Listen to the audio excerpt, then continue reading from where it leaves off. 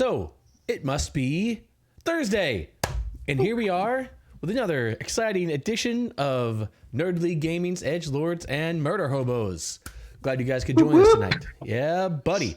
Man, we got some stuff going on tonight. This is gonna be kind of out of control.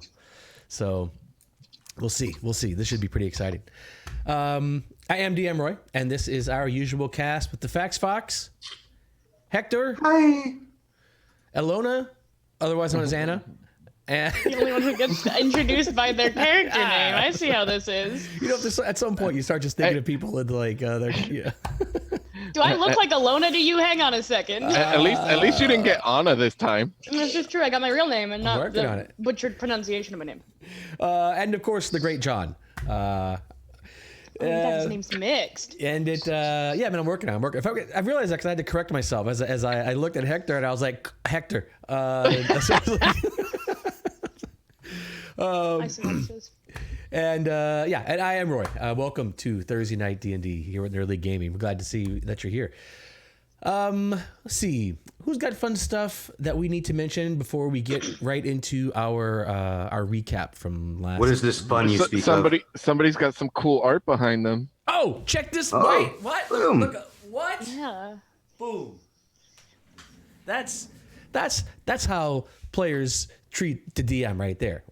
Custom made artwork from from Christian, our artist we use for the stream.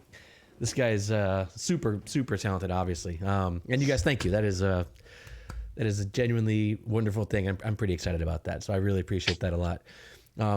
We will get in the next session, which is going to be in a couple of weeks because somebody has to go in for a surgery next week, and so I'm going to miss out. However, Ooh, hiss, get better sinuses. However, the stream will go on, and next week we are going to have a very special guest dungeon master running the game next week. You want me to tell you who's going to be? Who's it going to be? Who's that going to be? You're pointing to the wrong person. You're pointing at me. I'm pointing at the wrong person. I'm not DMing. You gotta. Fake news. Oh man, these cameras. I gotta. Oh, okay. My feed is different than the. I only camera. run 10 candles now. I'm not DMing. That's right. Oh, I was pointing right at it. Okay, yeah, the guy down there. No. Over here. There you go. Okay, Why do I even try to point? All right, fine. Yes. So next week we will be here, and we're gonna have a fun game. We also have. Well, I guess we'll find out next session. But we do have a huge announcement, and that is that we are expanding the cast of Edgelords and Murder Hobos by 20%. Yep. Is that math right, John? Is it the right math? Enough. All right, good. Good enough. Close.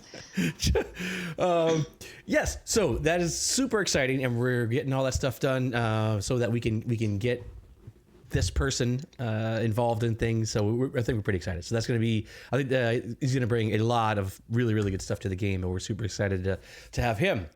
Well, he'll actually be playing in next week's game as well. So Oh yeah. get a taste. There'll be a taste. Yeah. A Teaser. Well, Yeah, in fact, you guys, those of you guys that have been paying attention each week, actually will have caught the one shot we played, and so you will have already met this magnificent son of a bee. So, son of a bees. bee, what? Huh? That's what you did there. That's pretty good. I'm hilarious. You are something else, that's for sure. You're definitely something. All right, I've I think now you made her gotten. choke. Let's see, I made it to minute 6 without getting flipped off by Anna yet, so that's good. This is a good night. Speaking of getting flipped off by the players, John, do you have our weekly recap of what happened last time? Oh, baby. Lay it on. All right. So last week we started off by heading to the Dripping Dagger as we thought there was some information from the bartender about the gnome we were looking for. Zavroski started off with negotiations with the bartender to perform for that night. Jake and Cole act as if they didn't know or weren't with Zavroski, but were great fans of them. and we set it up so Zavroski could play for the night to get some good ins with the bartender. The performance went well. Zavroski got some good fans in the audience, and Jake started with a mage hand trick to throw some panties onto the stage, and some others. You know, it's a good followed. concert when undergarments end up on stage. That's Remind a me good concert. quickly where he got those panties, or how he got those panties. Random maiden in the audience. Well, She seemed like she was having a good time. I just Good old thought she was having a better mage time. hand trick. I believe that was with Mage Hand. Working. I believe you took someone's panties off with Mage Hand while they were working in the tavern. Very surprised young person. Hey, nobody said they were young. That's right. Oh Could've been- Lord! Don't be ageist, man. We all know how Zav has a thing for Grammys, so Absolutely 100% Well, the truth. grannies have a thing for Zav. that's Yeah, fair. Okay, that's you're right. I that's can't the mix way it up. goes. Yeah. Don't get too attached. So Never mind. eventually, Because Roy likes killing old women. What a soundbite, man! Someone I've clip that, already please. clipped it. after the great performance, we eventually convinced the owner to talk about the gnome Dalkar. He leads on that Dalkar had actually rented out the room for a 10-day. After some negotiations, Zavroski ends up paying 15 gold to get the room key so they can look through it. So up they went for a private session with Zavroski upstairs. And Things got messy, guys. we went and entered Dalkar's room, which seemed quite spotless, like it's been scrubbed clean professionally. So we did still search through it. Only two things were out of place that Cole noticed. A lantern with ashes that were charred nearby, and there's also a disc of black stone with the Xanathar symbol on an end table. And Jake and Cole noted it's the mark of death from the Xanathar symbol. While we were searching through the room, we were approached by a cloaked figure out in the hallway, and they wanted to know why we were seeking Dalkar. They tried to question us about if we had the item that Dalkar took from the Xanathar Guild, and then we got into a bit of a heated discussion trying to get information out of them as they tried to get information from us. As they were about to leave, Elona kind of started a brawl out in the hallway where three more of the thugs were, and we beat them a bit senseless in the hallway, brought them into the room before anybody got killed to question them further. But they didn't really have any useful information, so things got heated a bit more as we hadn't disarmed them, so we started fighting, but we quickly killed two of them. And the remaining ones, Pon and Quep, took a deal to get more information for us and report to Kethos. We'll They see had if names. They were almost Bob and Bob. They had names. they had You real guys- names. They had actual I don't names. remember that. They were practically He people. had to go to a list, but there were names. With that, we jumped out the window as there's a bit of a mess. Or no, I think we cleaned up with some magic before we left. But we jumped out the window, and Zavroski dropped the key back off, disguised as a pirate, winked at the owner, and then Best costume. he ever. actually said he had a package for Dalkar, and was surprised that someone actually got to the room before Zavroski and ended up giving the package to Zavroski. With that, we headed back to the Spirits of the Hydra, opened the package to see what it said, and it had a note about from Killane of the Nine Waters about going through a request from Dalkar and saying that they would be able to offer sanctuary. So that's a good thing to follow up at some point. Zavroski kind of thought the name was familiar, but doesn't know why. And no one else was really familiar with Killane of the Nine Waters. After that, Elona talks with Cole about her book about the Lord's Alliance. First, she asks about Cole to teach her to read Common, but eventually they came to the conclusion that Cole will translate the book into Orcish so that Elona can read it on her own time. After that, Elona went to talk to Jake about her mother being murdered. And Casual.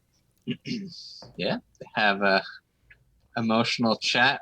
She takes one wish back from the stash that she dumped onto Jake and took it, and then started loudly talking shit about Zavroski and his costume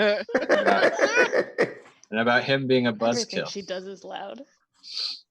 Zavroski, still in the tavern, could hear this, so he shouted down if they needed to do another drinking contest, and a new contest began. This time, Zavroski got a bit more drunk than the last time, but Elona was outclassed due to being high on drugs and lost the contest again. Outclassed. I like how he still gives me some credit though, because he said because she was high on drugs. I like how he still gives me some credit. I stopped listening at Outclassed, man. Ooh, yeah. Oh. Oh. The next day, we headed to the Temple of Gond, as all of our previous clues had said. We should head there to learn more about the Nimble Rights. Literally everything. Yep. It was like a couple of clues.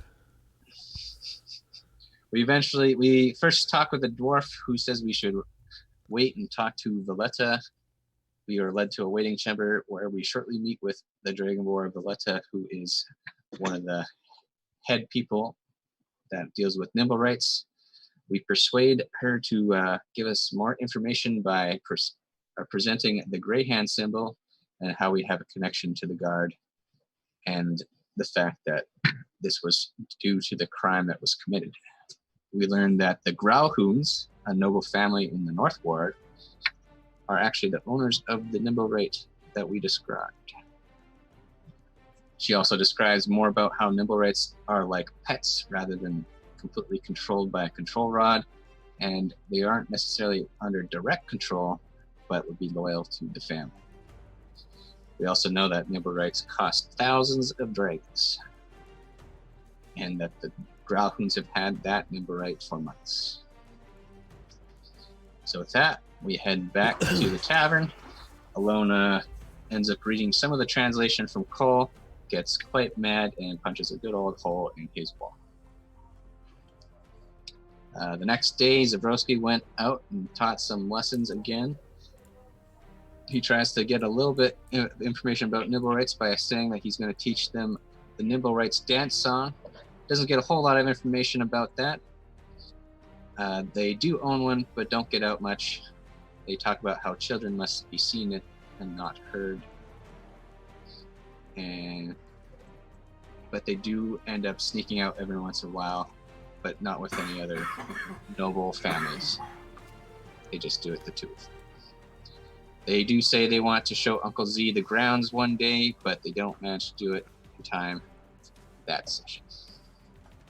And that seems to be where I stopped writing notes. Zav needs to be careful if he's being referred to as uncle, because we know that Roy likes to kill aunts and uncles, so just watch out, Zav. It's danger. Oh, the Just watch out, reputation. Zev. The reputation. Yeah. Listen, it's not you, it's the guy behind you. Yeah, that Yeah. dude. Like, you can That see guy. that guy is just kind of an evil guy, right? Like that's just obviously. And I'm Was the clearly- description I gave Christian. I'm not an. If I can make my eyes glow. It's got to be more of a grin than a grimace, I think. What is happening? We are not even 15 minutes into the stream, guys. This is why I can't be a model. I'm like, well, whatever. All right, so yes, we are there. It is the evening time, and you guys have sort of had a fairly eventful day. Let's see. I know some people had some plans for what they're doing this evening or tomorrow. Who's got something happening? Only thing I got is checking on the City of the Dead at night. All right, yeah. So we were in the beginning of the day, right? Like Zav was gone to do his lesson beginning of the I just day. ended off Yeah, with I the think I lesson was gonna stuff. go do some more Oh. training. Yep, you're right. You're right. Sorry. Elona was reading, and that opened up the door for Jake to sneak off. Gotcha. Jake, sneak off. What are you doing? What do you mean, Jake? Sneak off. Jake is going off to call on Zellifarn, so he's going to have to go down to the docks, hire himself a boat to get out into the water, and then summon Zellifarn with Thunderwave. because he has some things to talk about with Zelifar. Wow. All right. Okay. Hector, what do you have happening today? He was just gonna go back to that same weapon master and do some more weapons training. All right, so you're training today. Elona's reading and punching holes in things. Just reading, surprisingly. Something that I never thought I would say this character was doing. Slowly reading, but reading nonetheless. All right. All right, Jake. I guess we can get into that. I mean, if you're ready for it. Oh no. I was just thinking, if we had anything to do before that. He's always ready. There is only Zol. Okay. All right, Jake. So, summon Zelifarn with Sonic. So tell us about that. Remind me how that works. So when we originally discussed with Zelifarn, when we left off from Zelifarn, we needed a way to communicate with him in the future. We wanted to make sure that we could get in touch with him. And so knowing that sound travels further underwater and Thunderwave travels 300 feet above water, we figured Thunderwave would be the best way. Come into that area where we had met with Zelifarn and then fire a Thunderwave into the water, and that the sound of that should be recognizable to Zelifarn, and he would, if he was within however far 300 feet turns into when you turn the sound underwater. I don't know what the multiplier is for underwater sounds. 1 million. I don't know. I know it's huge. It just goes forever. Yeah, and Zelitharn, of course, is the bronze dragon that is living in, or at least hanging out in, the bay here in outside of Waterdeep right now. And you guys that have lived here would know that Waterdeep is actually dragon-proof. Like, the city itself is said to be protected by ancient magics that disallow any type of dragon from entering the city, or at least dissuade or something. But the city is Thunderwave travels 1,323.5 feet underwater. Boom. There you go. Maths. I did a quick Google search to see how fast sound moved underwater, and then divided that by how it moves in on land, and then multiplied that by 300, since that's the distance that Thunderwave travels. 1,323 feet. Why am I having John check my math? Obviously we have a mathmatician here, an engineer. I'm not actually an engineer. I know. I'm a computer scientist. Still. All right. So, so you can rent a small boat or something for 2 shards. They will let you take the boat out for the day. Oh, that's easy. 2 shards. And Got that. and you head out. The day is clear and cool, and you head out into the bay area, and you cast your spell, and you sort of wait, and nothing happens for a little bit. And just when you're starting to think, well, maybe I need to cast this again, suddenly the water around you explodes as this enormous figure bursts out of the water, flies up into the air, circles around you, dripping water upon you, getting you pretty wet, and it eventually comes and lands next to you in the water, and sort of floats there, or swims there next to you, and Treads water. Sure, treads water, and it looks at you, and it was like, my friend Jake, I believe it is. That's right, Zelifarn. I'm glad you were able to come. I was starting to doubt that you were close enough to hear the Thunderwave go off. Oh, well, it does take some time to travel underwater, of course, but it is good to see you. I've not seen you in some days. And it's good to see you as well, Zelifarn. It's nice to see you're still in the area. I was kind of hoping. Any better luck with the treasure hunting? Oh, there's lots of treasure to be found, to come to find out. It's actually pretty fascinating. I found quite some interesting finds down there. There are apparently quite the history of ships sunk here in this harbor area. Oh, definitely. Waterdeep has a long history, and its navy is definitely one to be spoke of. Well, apparently so. At any rate, I am indeed enjoying my time here. How fares the city of Waterdeep? Waterdeep itself does well, but I am in need of a favor. I haven't just summoned you here for a quick chat, my friend. Yes. Well, I suppose. What might a dragon like myself be able to do for human Jake Melshimber? Well, here's the thing. I've been doing some reading, and I've been trying to master my magical powers. I've been trying to get more of them, trying to get a hold of it. And in my readings, I found that there are magic users called sorcerers who are able to get in touch with the weave more than I ever could dream of at my current state. And one of the ways they're able to do this is with the help of a dragon like yourself. Ah, well, you see, that's the thing about sorcerers, Jake. Now wizards, they cast their spells, and they learn their spells through study. Sorcerers, however, they are born with this gift. It is a thing inside of them, and they learn simply to shape this power. Now, I could certainly try to help with that, though I have little experience myself, if I must be honest, with actual using the sorcerous powers of humans. Well, from what I've read, it's not simple per se, and it's not necessarily guaranteed, but if we were to make a blood pact together and share our blood with each other, we would build a connection, and there's the chance that these sorcerous powers would be bestowed on me through your blood. And I'm hoping that maybe you would be willing to help me with this, as I feel great dangers are upon Waterdeep, and I am not powerful enough by myself. And I don't want to ask you to get involved yourself, but I know that you can help me just by offering up this pact with me. He actually chokes a bit as you're saying, he's like, wait. You don't want me to teach you how to use magic. You want me to actually imbue you with the powers, the blood of a dragon? That's what I'm asking, Zelipharn. And he actually reaches up and sort of roars.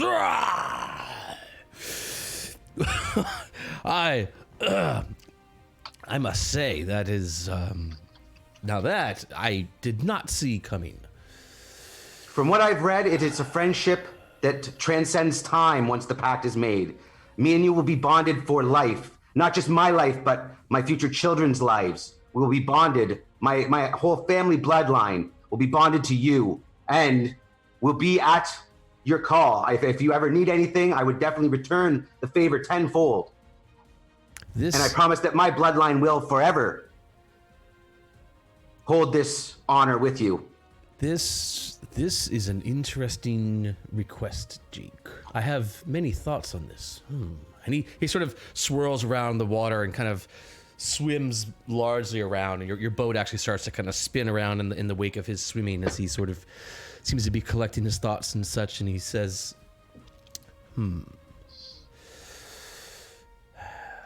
I am not certain. I don't take this the wrong way, my friend, but I am not certain I want to be bound to the lineage of a human.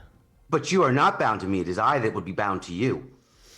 And he takes some more laps around, kind of swimming around, and he's like, You know, Jake Melshimber, dragons are incredibly powerful creatures, and I have strong concerns that your relatively frail human form could survive such an exchange of power, if you would. That is a risk I'm willing to take, Zelipharn, to protect the people that I care about.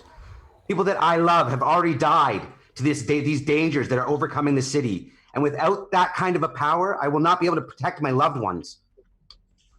This must be a grave time indeed. And he kind of circles around more, and dark and dangerous magics are ahead for Waterdeep, Zelipharn. And I am simply asking for your help in return for forever, an eternity of service in your name. Well, I do appreciate that, and I certainly do like the idea of getting involved if the city is in danger. For Waterdeep is a legendary place, and even though I'm not inclined to go inside of it, well, it is a good place to have in this. But with me on your side, you would have a humble servant to help you with anything that you may need from within the city. That is true. This benefits both of us, but it benefits you much more than I. It just gives me the ability to protect the people that I care about, protect the city of Waterdeep. You said yourself that you've enjoyed it. He laughs. Just our harbor. He laughs a bit at that, and he says, you perhaps may not fully understand the powers that dragons wield, but be that as it may, this is a fascinating proposal, Jake Melshimber. I am intrigued by it. And it is one that I do not take lightly, Zelefarn. Trust me on that. Have you researched into this ritual or what this bonding ritual may look like? It is just it's very simple actually. It's a sharing of blood, my friend. I cut my hand, you cut yours. We place our hands together, our blood mingles, and if it is meant to be, then I will inherit your bloodline. Indeed. Give me some time to think about this, Jake. This is not something I would do lightly either. Seek me out in 2 settings of the sun, and we shall make our arrangement I shall give you my answer then. That is agreeable with me. It is all I ask is that you take the thought seriously and know that I would not besmirch your name. No, I would not even have given it this much consideration if I had doubts about that. Do not worry, but I have other concerns. I have some questions. And with that, he sort of takes off and flies off to the east. Actually, over the city. All right, so south. And then swoops east around the city. And disappears into the distance. Gonna go ask Mom. Mom, Jake wants to drink my blood. Is it a good idea? Mom. All right. So the dragon is considering giving you his blood, sharing blood with you, in fact, exchanging blood, and giving you, a taste of his powers. Wild. All right. Cool. And with that, Jake will row his boat back to shore and Dying. Okay, so you guys, you are back there. You get back to shore. What? All right, so what else this is happening concludes today? Jake's session of How to Tame Your Dragon. This is Very nice, Jake. this is very interesting. Very interesting. I love this idea so much. I can't even tell you. All right, Elona's punching holes. Zavroski gets back to Troll Skull Manor.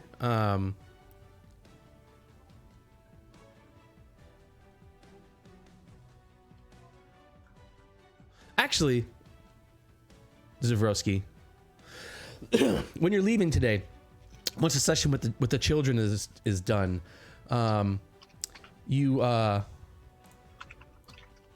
I changed this. Once the session with the children is done, the kids are kind of out playing, and you wave goodbye, and the butler takes you in there. And once you get inside kind of the main area, you're in this sort of parlor area, and this is an area where there are these big glass doors, and this is the area that looks out over the courtyard where you hang out with the children, and you notice that, what the hell is her name?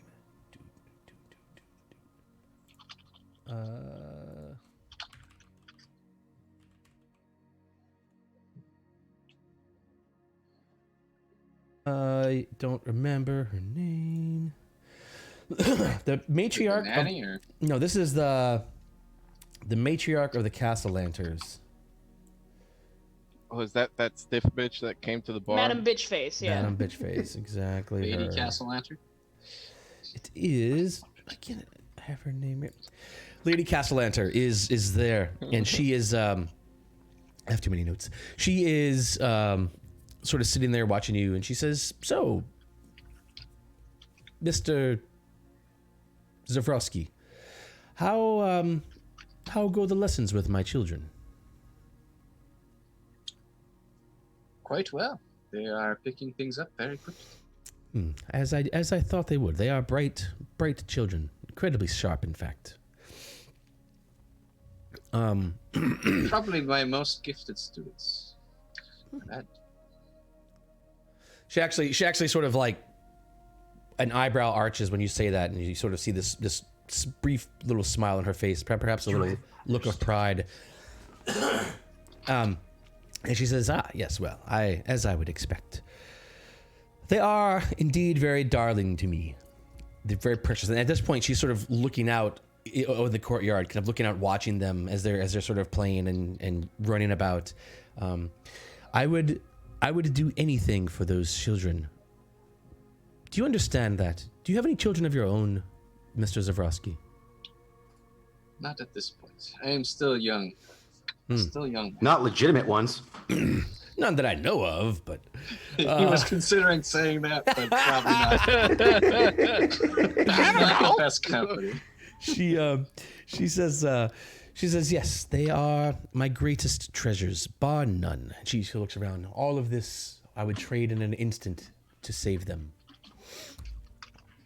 And she then sort of looks at you, and she blocks you in this very serious look. She goes, do you think that the reason I asked you to tutor these children was random? Do you... Not entirely, no. I thought I was gaining a good name for myself in the city, and you wanted the best for your children.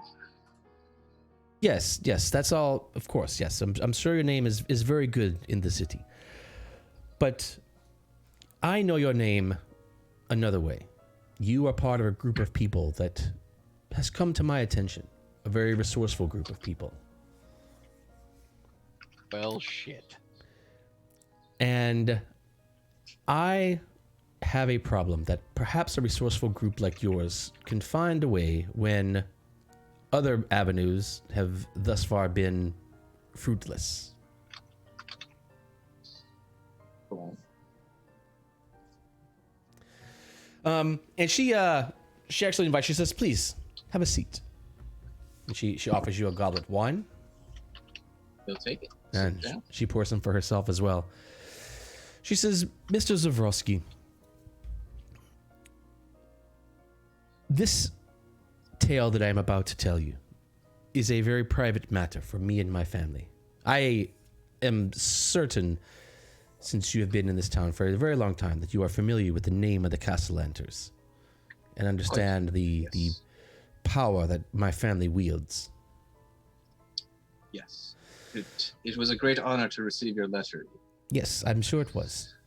Let me assure you that should any word of the things we are about to speak about escape from you beyond your closest friends, it will end badly for you here in Waterdeep. Do I make myself clear? Very clear. We are a rich family, Mr. Zavroski, an incredibly rich, powerful family. But there are those who look upon our power and our bounty with envy, who would seek to take us down. And my children have been caught in the middle of this. There is a cult here in town. And this cult has struck a deal with an archdevil by the name of Asmodeus. Have you heard of this creature?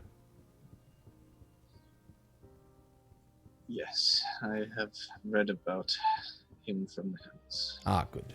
He is a being of incredible power. And my children are, well, their souls have been compromised and given to this devil. And I intend to save the souls of my children. And this is where I could use your help. Yes, could not imagine what you are going through, but I'll endeavor to help you how I can.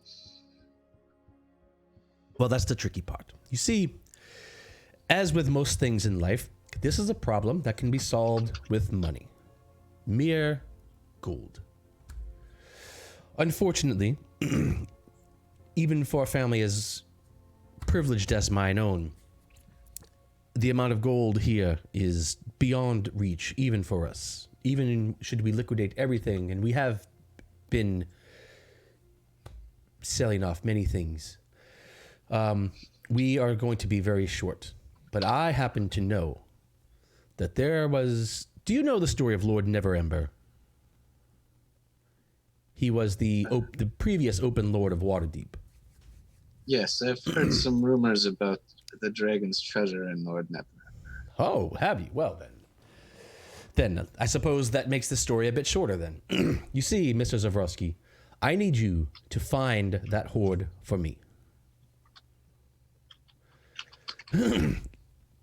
It will cost us 1 shy of 1 million dragons to buy the souls of my children from this devil. And even for us, as I said, How has this cult got in Asmodeus to have such a price on your children's heads? I do not set the price of souls or any of this, but unfortunately, this is the price. We can certainly come up with half of that, perhaps even a bit more than that, but we are not going to be able to find that sum of dragons. We must find this hoard. I know, and she looks at you and her eyes are cold. I know that Lord Neverember embezzled this money. I know that it is someplace. But for the life of us, we cannot find it. And I'm hoping that perhaps you, my resourceful young friend, and your friends may be able to. We would, of course, be glad to share this with you. We will give you a finder's fee of 10% of the hoard. That is no small sum of gold, I'm sure you can understand. We would be more generous. The estimation of how much there was. The word is that this is a stash of 500,000 dragons. Now, where something like that could be hidden, well, that's part of Neverember's enigma now, isn't it?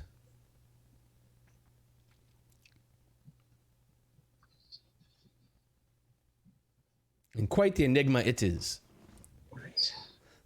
Have you already sent other people to search? Do you have any leads or information that could go on?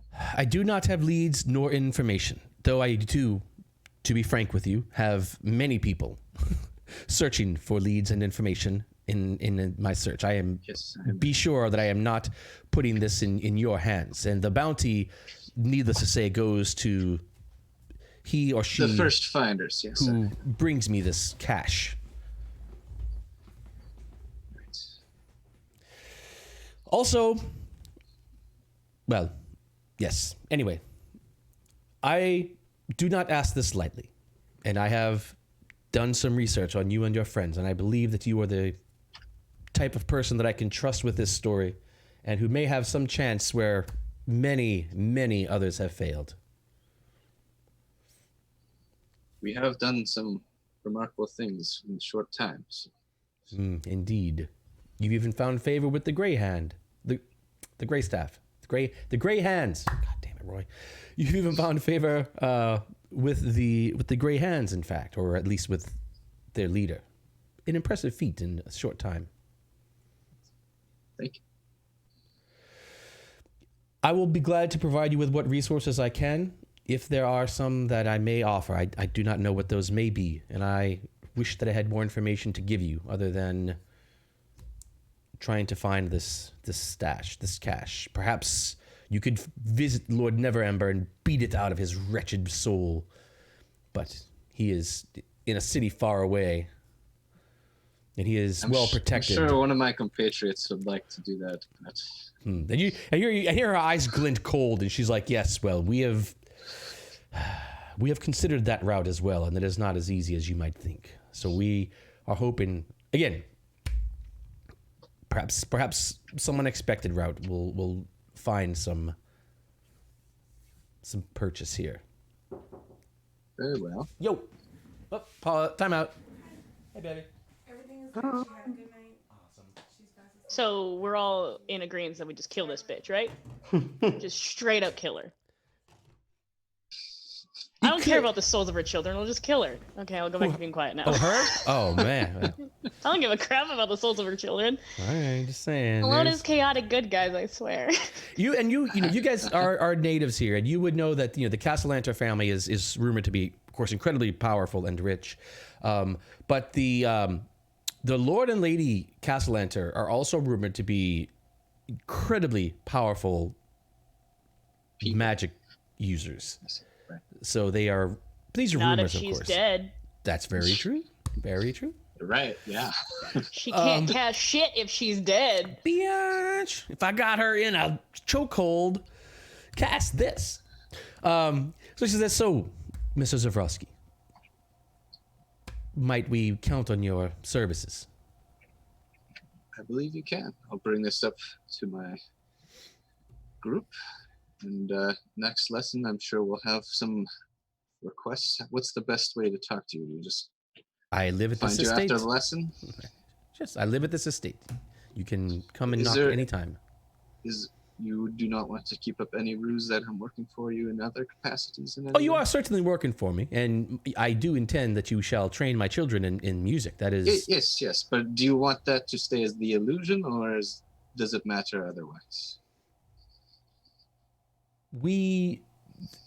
Let us consider that this conversation has never happened.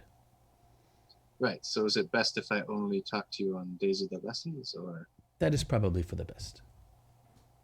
That's what I was thinking. Very well.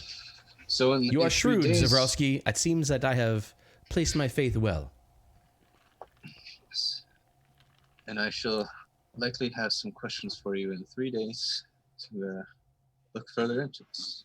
Yes, very good, very good. It is good that the children have taken a liking for you as well. That is part of why I waited to talk to you and why I hired you to do this. I wanted to let them feel you out, because children have a knack for judging people, I have noticed. And they seem to believe, or they seem to favor you, so Glad they do. I trust their judgment, as am I. Farewell, Mr. Zavroski. Until the next lesson. Lady. And the butler that's been sitting there quietly, she nods at him, and he comes and escorts you once again efficiently off the grounds and out into the street. I hate her. I hate her so much. She's so nice. She's offering you guys tons of gold. Are you kidding me? Yeah, we could take that for ourselves. We were already looking for it. That would just cause problems. Nobody wants all that money. Money, more problems. You know what they say. You know what they say. And No, I money have can a 6 pay for those intelligence. I problems. don't understand. All right. So, the afternoon finds you guys once again hanging at the crib. At the crib. Nothing is destroyed. Really? Nothing is destroyed. Elona is still in her room. The door is closed. Nothing is destroyed. All right. Hasn't got to the bad paper. Listen, also, you were given 2 inspiration, Roy. I was? Oh, that's bad Yes, news sir. for you guys. And Dice Barbarian. Barbarian. Whoa, thank you, Dice Yeah. Barbarian. Appreciate that. I will put those to good use, killing these. Furthering the Good story yeah. points of the sessions. Yeah, uh-huh. Yeah. Oh wait, that's hang on. Here's one person. My inspiration. Come here. But yeah, nothing is broken, at least from what you can tell. Except for the hole in Cole's wall, nothing Fair. else is broken. That's fair. Boom. All right. Thank you. All right, I'm in. Okay, so there's these Did you readings. just hack the Matrix? Is that what happened? These readings, Elona, that you're reading. These are things they're that not Cole great. has translated you, right? Yeah. So which ones have you read? Currently, I would say if they've been out all day, probably 1 through 6. 1 through 6. Yeah. All right. Let's see. Cole, do you want to give us a little sampling of what these translations look like? Sure. One of them. Actually, I might What? rescind the nothing's broken thing. I forget which one 6 is. 6 is the blacksmith's one. Oh, yeah, okay, so maybe some things might be broken. All right, so this is a book that you guys found, or that was given to you. That is a collection of stories from a couple of decades ago, when there was an event in Waterdeep. So there was a time when Waterdeep was much more, at this time, Waterdeep was more open to other creatures, and there was actually apparently this time where this tribe of orcs, and orcs are monsters. Let's be very clear. They are chaotic evil monsters. But there are and by and large, orcs, they're driven by fear and hatred, right? Mostly fear because of the god Grumsh, and he basically is this horrible evil thing, and these orcs sort of live in fear that they must live up to the to gain the blessings of Grumsh, or else they will suffer for all eternity. But his blessings are basically never coming. So orcs live these very miserable existences. But there was a tribe of orcs, a significant sized tribe of orcs that moved into Waterdeep sometime decades ago. And that was met with mixed feelings. There were, many who just see, hey, orcs are another race of humanoids, right? There are many already in Waterdeep. What's one more race of humanoids?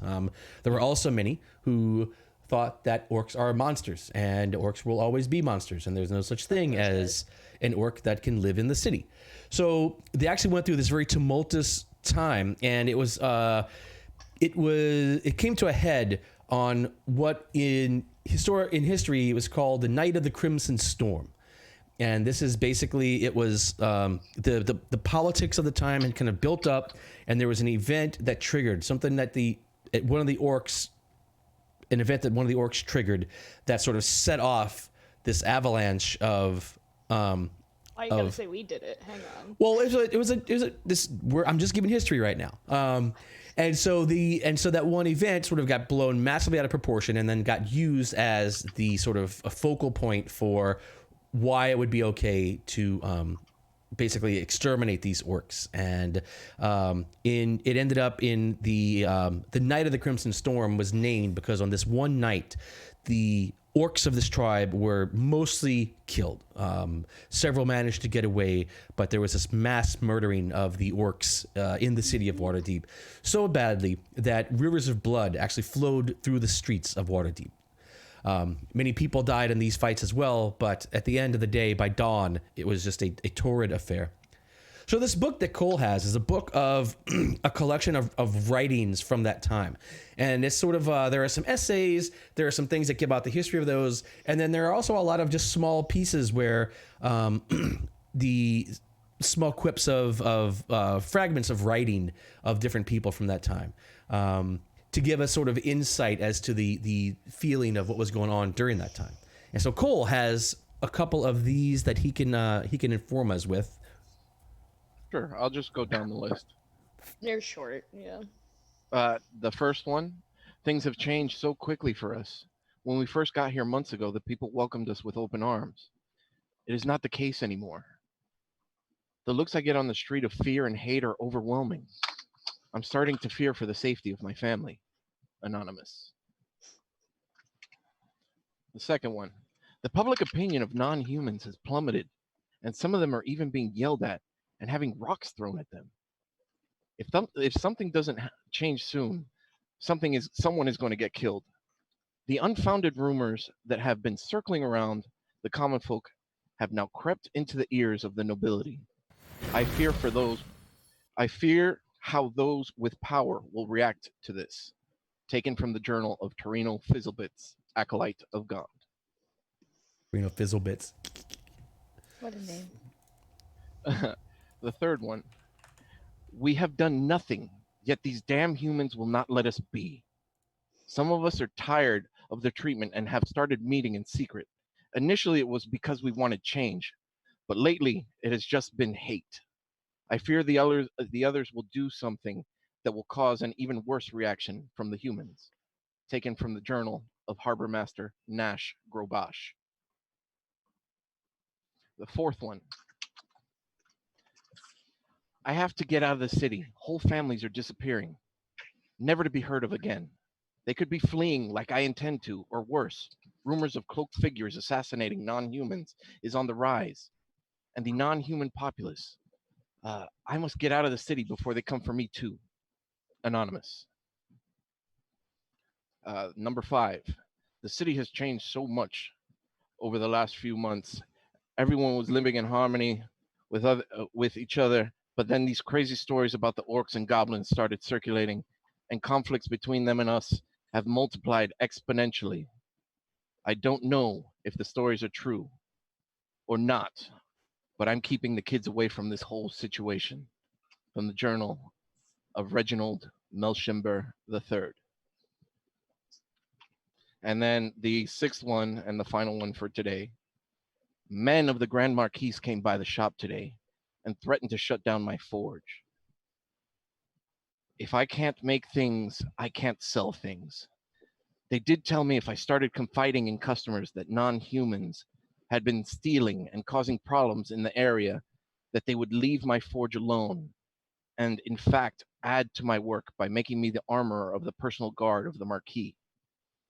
I don't want to lie about these people, but I also have my 3 girls to think about. Taken from the Journal of Blacksmith Meron Thetis. Man. Well done, Hector, by the way. That was these are parts that Hector actually has written. So this is a fantastic glimpse. And as a reminder, this is 20 years ago. This is history of Waterdeep. But of course, some of these wounds still run. 20 years isn't that long. It's not that long. It is a lifetime ago, however, for a certain young half orc. Less than. I was 1 at that time. Thank you. Oh, there you go. So it was, I wasn't even born. Yeah, Jake was the one who wasn't born yet. It was 2. So so it was a lifetime ago for this young half orc, and a sort of But not even technically 1 person ago. a glimpse into some of the not so wonderful history of Waterdeep, or that.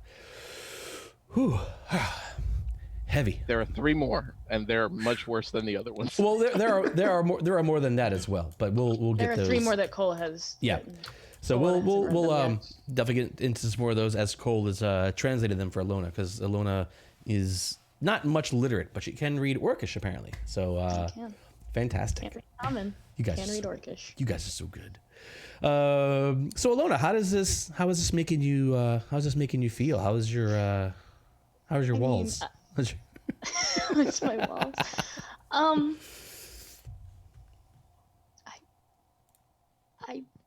I don't know.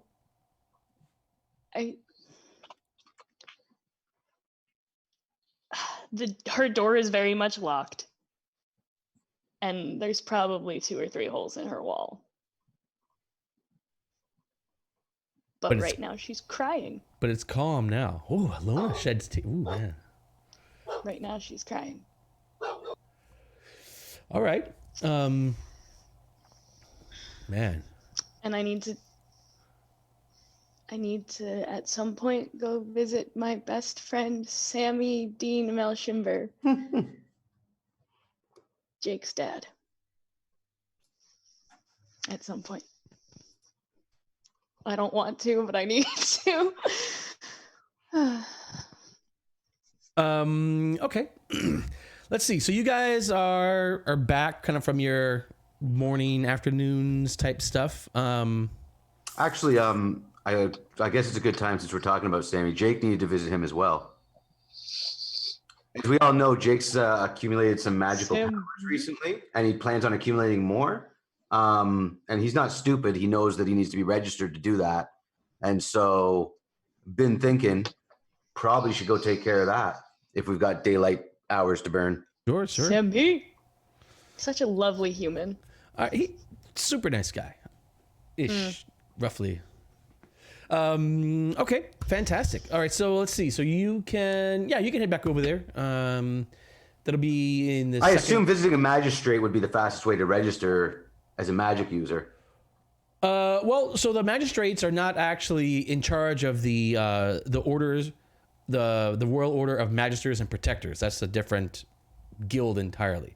Magistrates are part of the law enforcement agencies, and they work with the Order of Magisters and Protectors, but they're not the same entity.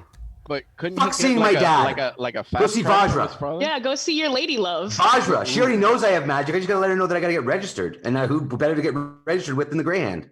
All right. Plus, get to visit Vajra. Oh man, I like it. Your I like lady it. love.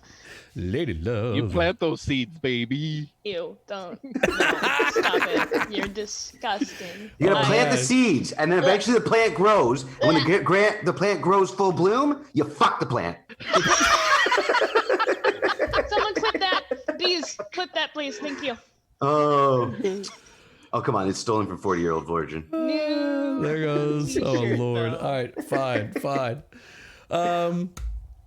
Okay, so let's go. We'll do Sure, that. just says fuck the plant. The plant. Sometimes you get it. That's right.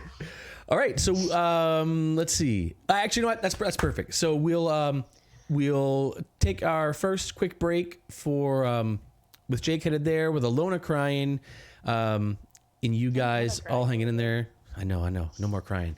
All right, we are going to take a quick break. We're going to short break. Stay with us. We'll be back in just under 5 minutes for sure. I'm gonna go get ice cream. BR. She's like angry. She's like angry, crying with this big tub of ice cream. I was upset when I read them the first time. It's worse when you make Hector read them out loud. Oh man. All right, we're gonna take a break. Be right back. I just want everyone to know this is not me.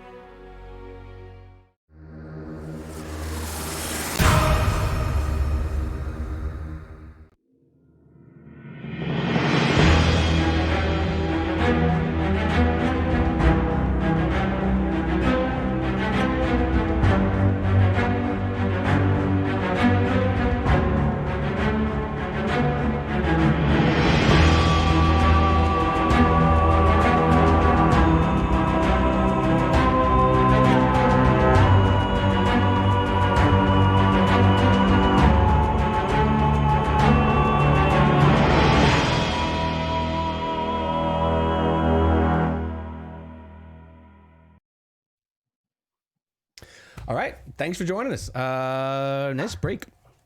I would like to give a shout out for our sponsor, Moonstruck Dice. That's our friend Mark. He makes these pretty amazing handmade dice. They're pretty wild. You can see some of the pictures here of one of the latest sets he made that he did in a giveaway. It's really cool.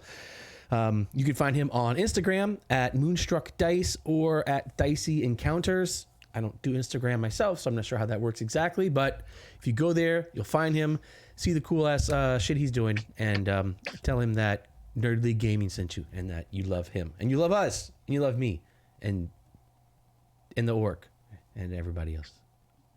Check him out, Moonstruck Dice, cool stuff. 10 out of 10 sponsor plug.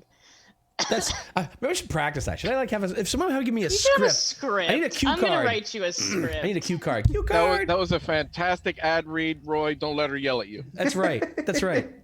Hey, look, at least you know it's legit. It's not like I'm just reading some script, right? I'm like speaking from wherever I speak from. I don't know. It's not a Raid Shadow Legends sponsorship. Yeah. What does that mean?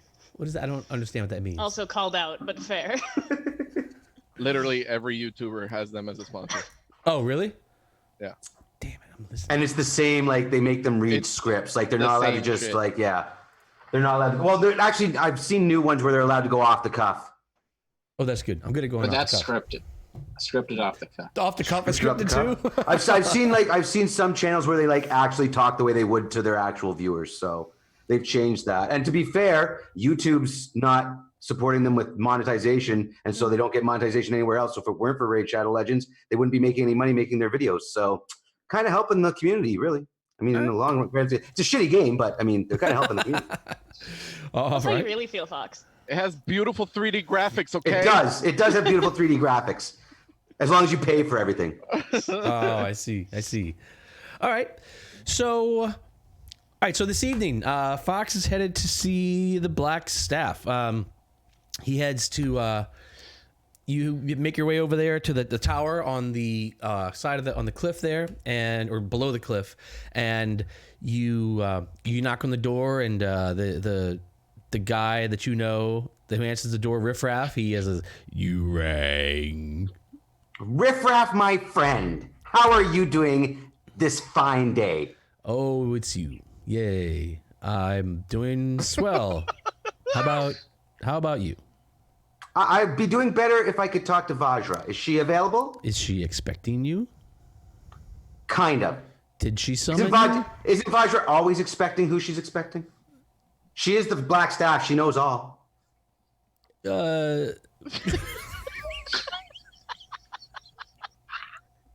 Make me a persuasion roll. Oh my She God, knows what Jake, she knows, and she doesn't know what she doesn't know. Jake is the best. Love Jake so much.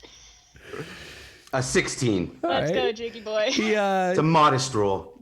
yeah, he's like, wait here. And he shuts the door. We're gonna become great friends one day.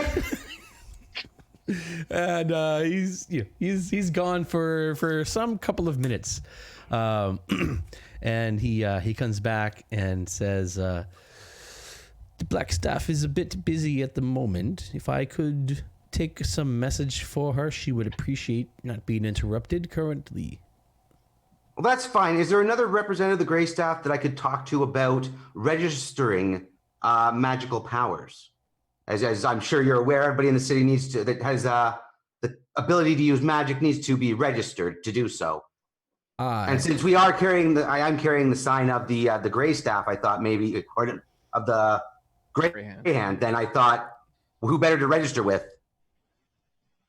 Yes, well, you will want to register then with the Order of Magus and Protectors. Are they available? They are not here. They are down in the city. Well, why wouldn't you just say that in the first place? God damn it, Riffraff. I didn't know that's what you wanted. I thought you were the right hand of the Black Staff. What is this? What's going on here? I thought you were aware of everything that was going on in the city. Is there anything else I can do for you, sir? No, that's fine. That's everything.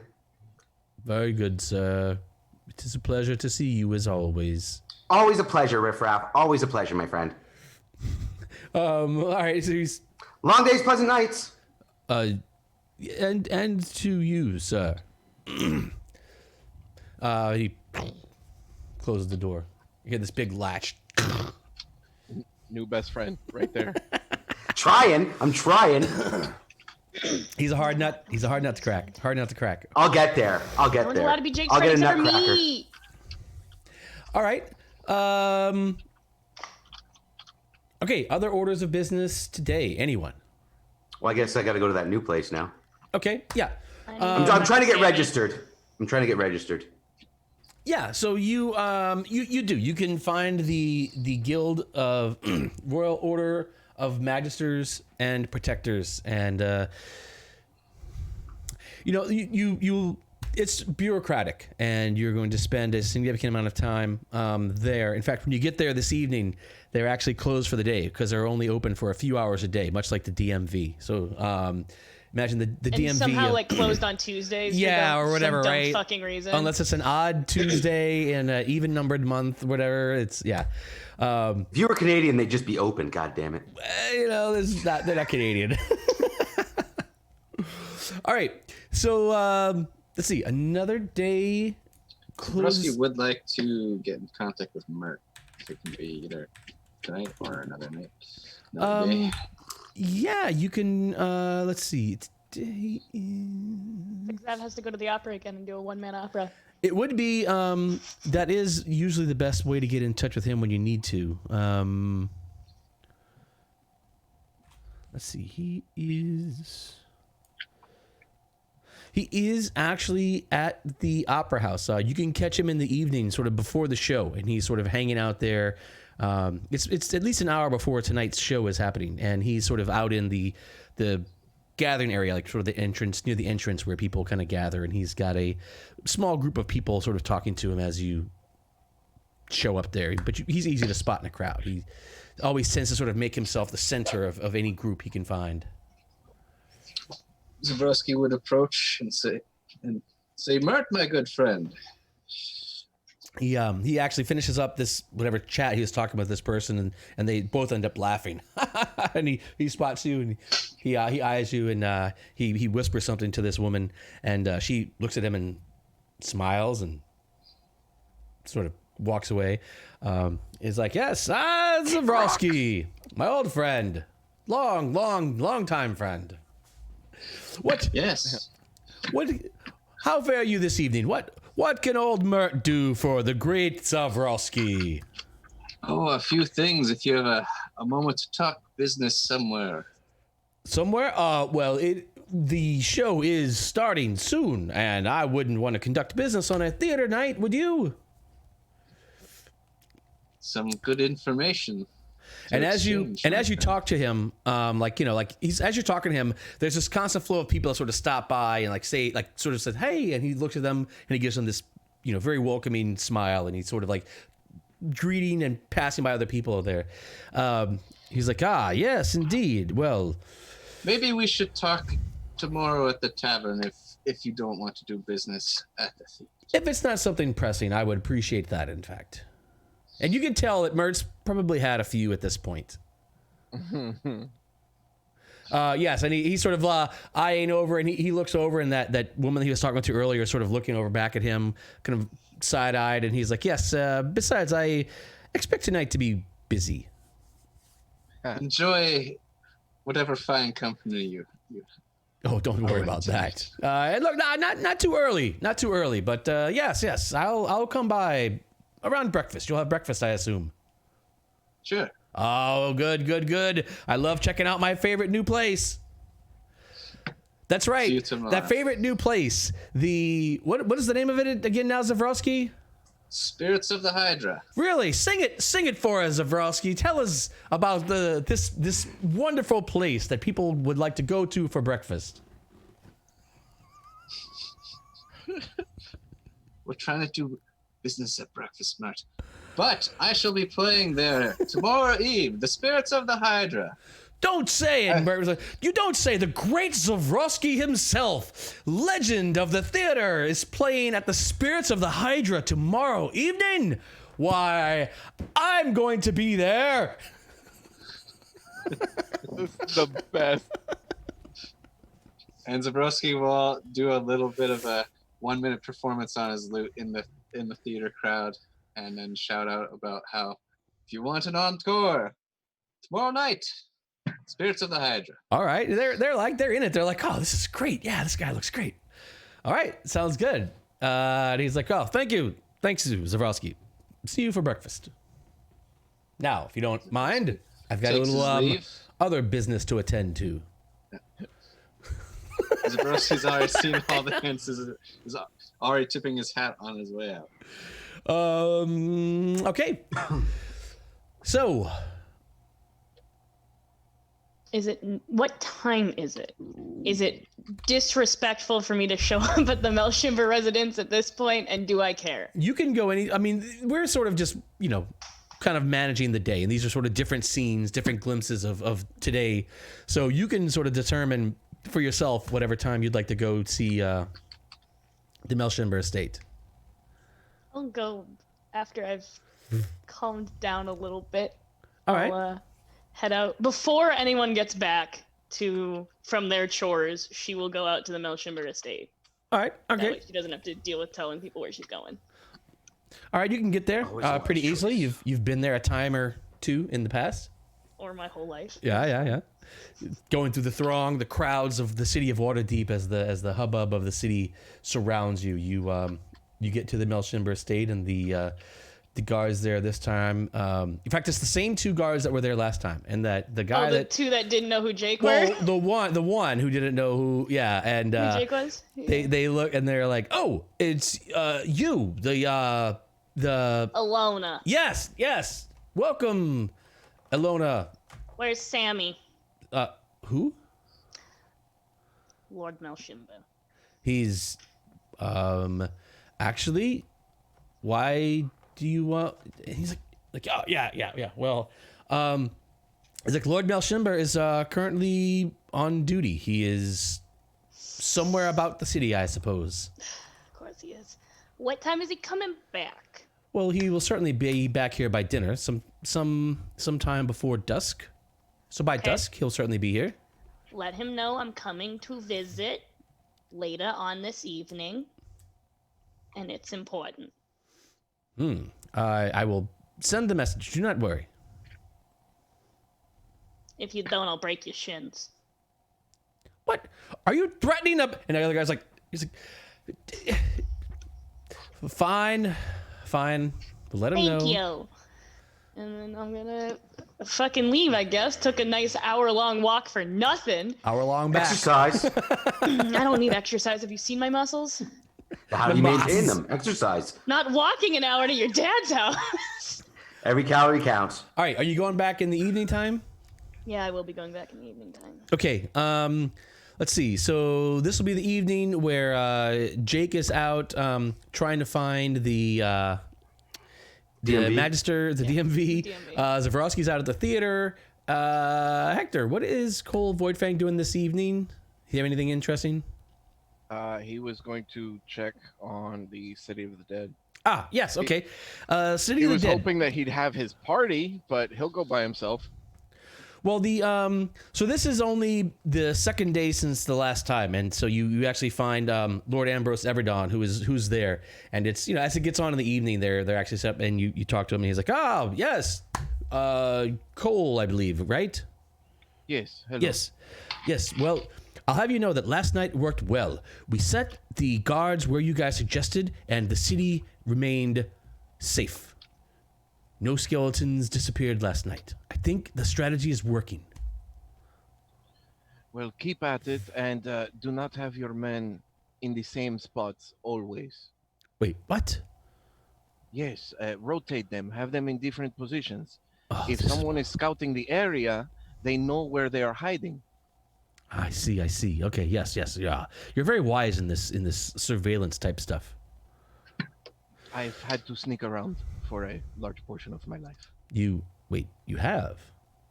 Yes, it's being a warlock, people don't usually understand I don't understand. because I had to make a deal to get my magic. It's not Yes? learned or innate. I get strange looks when people find out I'm a warlock. Deal. So are you like deal with the devil? Are you? And he No, said, my deal is with the Raven Queen. the Raven. Oh yes, that I don't. Fine. Yes, very well. We'll move the positions around. Don't worry, we got it. It is imperative that we catch these people.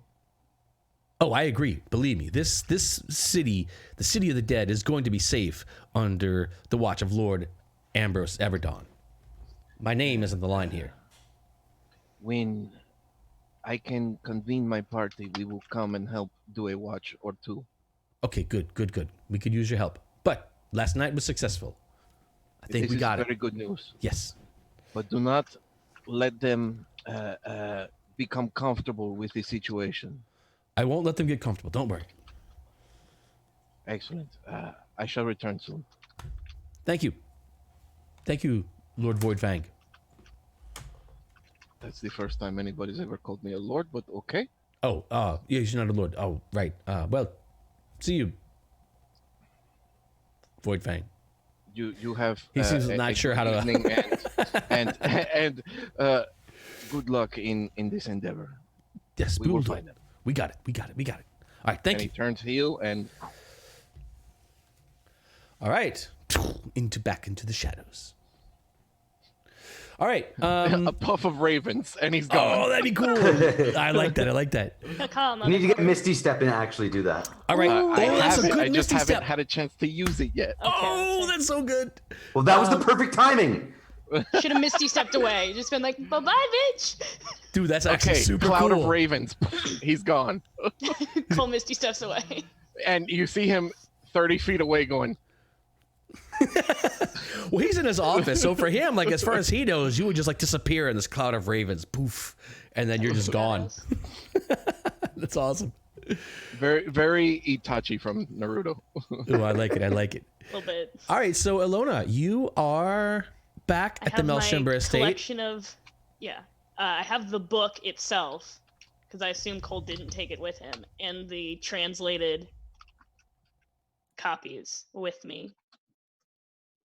All I've right. never felt more like a book like a fucking nerd in my life as I'm clutching this book to my chest as I walk through all of Waterdeep.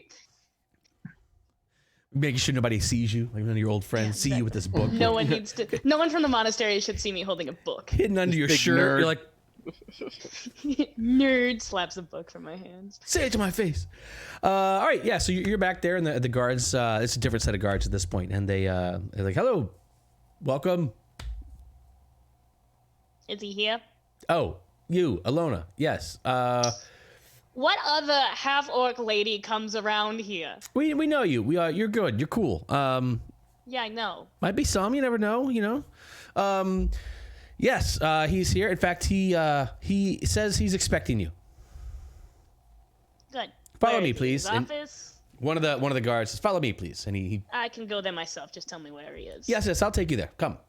And No, he starts walking towards the, and he takes you over to, he takes you to the study where apparently he lives. And he's actually, as you go in, he's got, he's eating. He looks as if he's been out walking the streets of Waterdeep all day. Slightly wearied, but sitting behind this, this big, well-appointed desk in this well-appointed study. As he sits there and he's eating some cheese and reading over some parchments, and he looks up as, Elona. It Hey, is Sammy. Elona. We've had this talk. Mhm. My name is Samuel. Thank you, guard. And the guard's like, and he looks at. Should I stay, my lord? He's like, no. Please, Elona, have a seat. Would you like some wine? It's been a long day for me. Is that yes? All right, very well. And he Yes. pushes over a goblet and he pushes over the decanter of wine and Oh, that's a dangerous move, but all right. Getting access to a full decanter of wine? All right.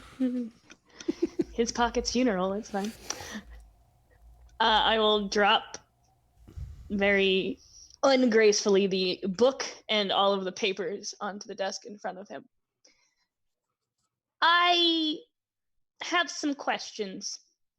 You have questions? Oh, I'm not used to that. That's a welcome change, I suppose.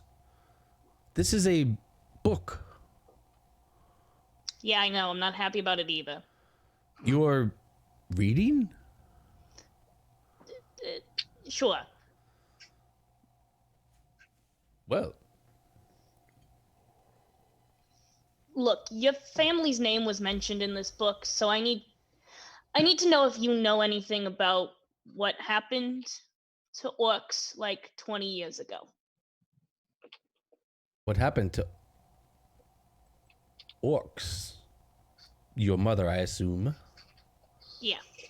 And I love my dad, but I'm sure he would not tell me exactly what happened in order to try and protect me or some kind of bullshit like that. And I figured, who's the most, direct kind of asshole person I know? And then I'm like, Sammy would tell me things directly, so now I'm here.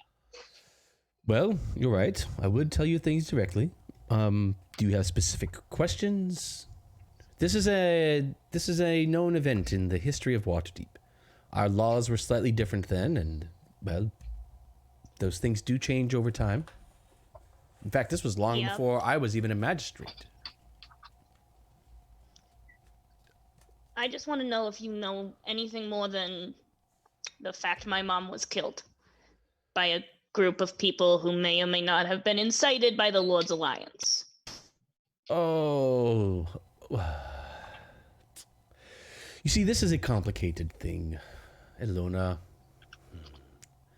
And he almost his eyes softened for a moment before he Oh, what? He's showing other emotion than resumes anger? almost The fuck is for this, a Sammy?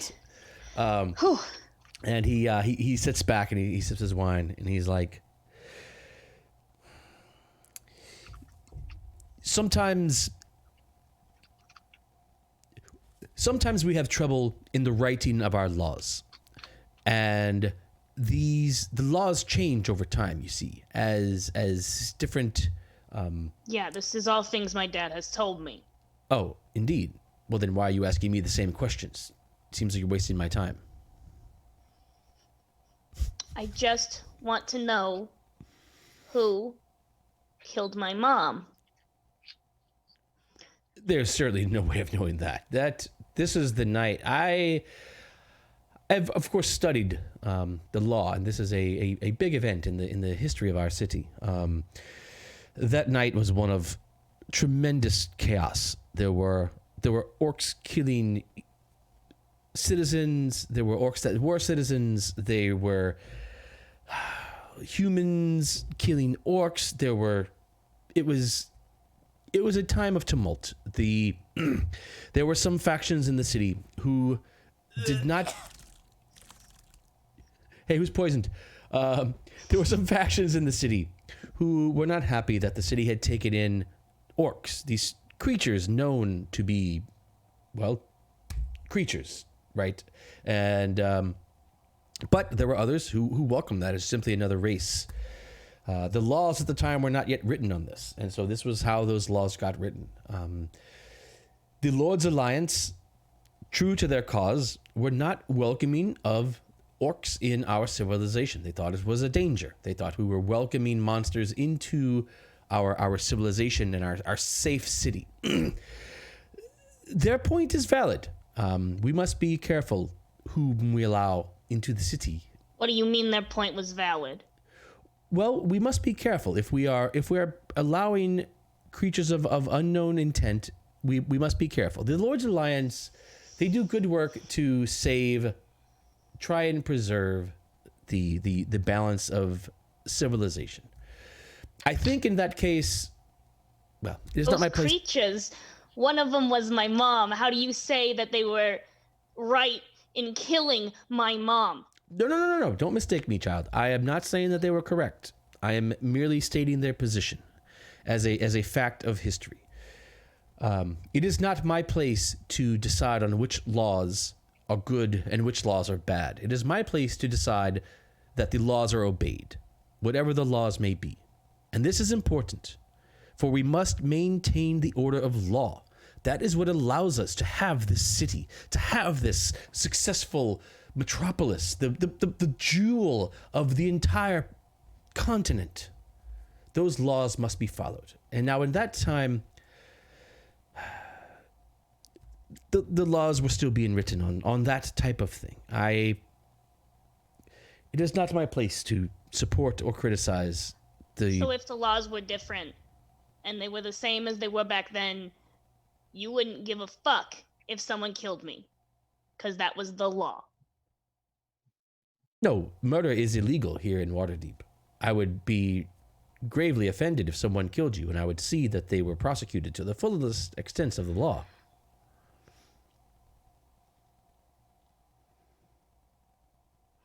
Okay. And I'm just going to grab my stuff, and I'm going to leave. If I may, Elona, I am not sure how fruitful this quest of yours may be. This is an old time, and there were different people around then than there are now. Waterdeep, in fact, in my studies, many believe that event itself, terrible as it was a catalyst of change. It was a time when those who were less tolerant of others were shown to be wrong and shown that violence has no place in this city.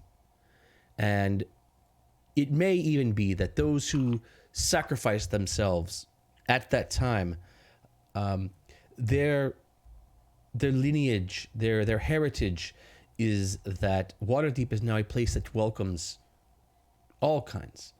And it is a place of acceptance where, regardless of the race that you are, we are all accepted now. And those are the laws now. Murder is illegal. Something like that can never happen again in the city of Waterdeep.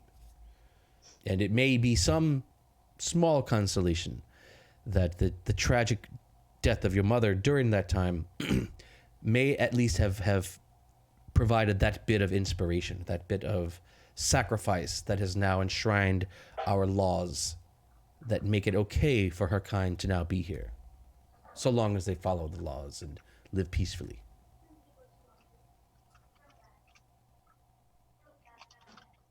Quietly leave.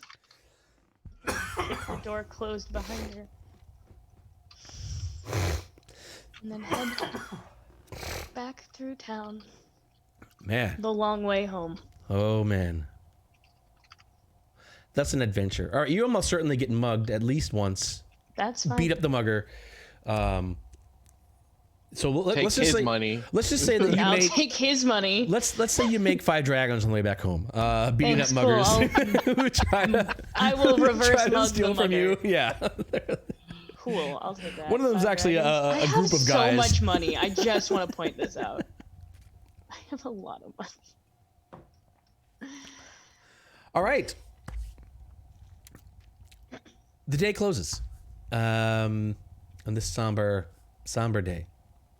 Tomorrow shines brightly as you guys are awakened once again by the sun coming back into your lives. And the sun has risen on yet another day in the city of Waterdeep. What does the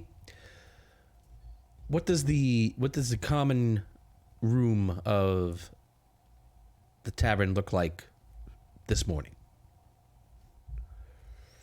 Zavroski has let everyone know, if he had seen them before going to sleep, that Mert was going to visit, as he was going to ask some information from Mert about some of the things they found out.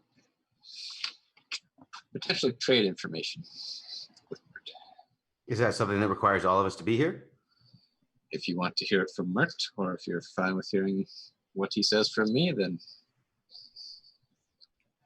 do what you I want. hate Mert, so no, I'm not going to be downstairs. Cole will go and knock on Elona's door.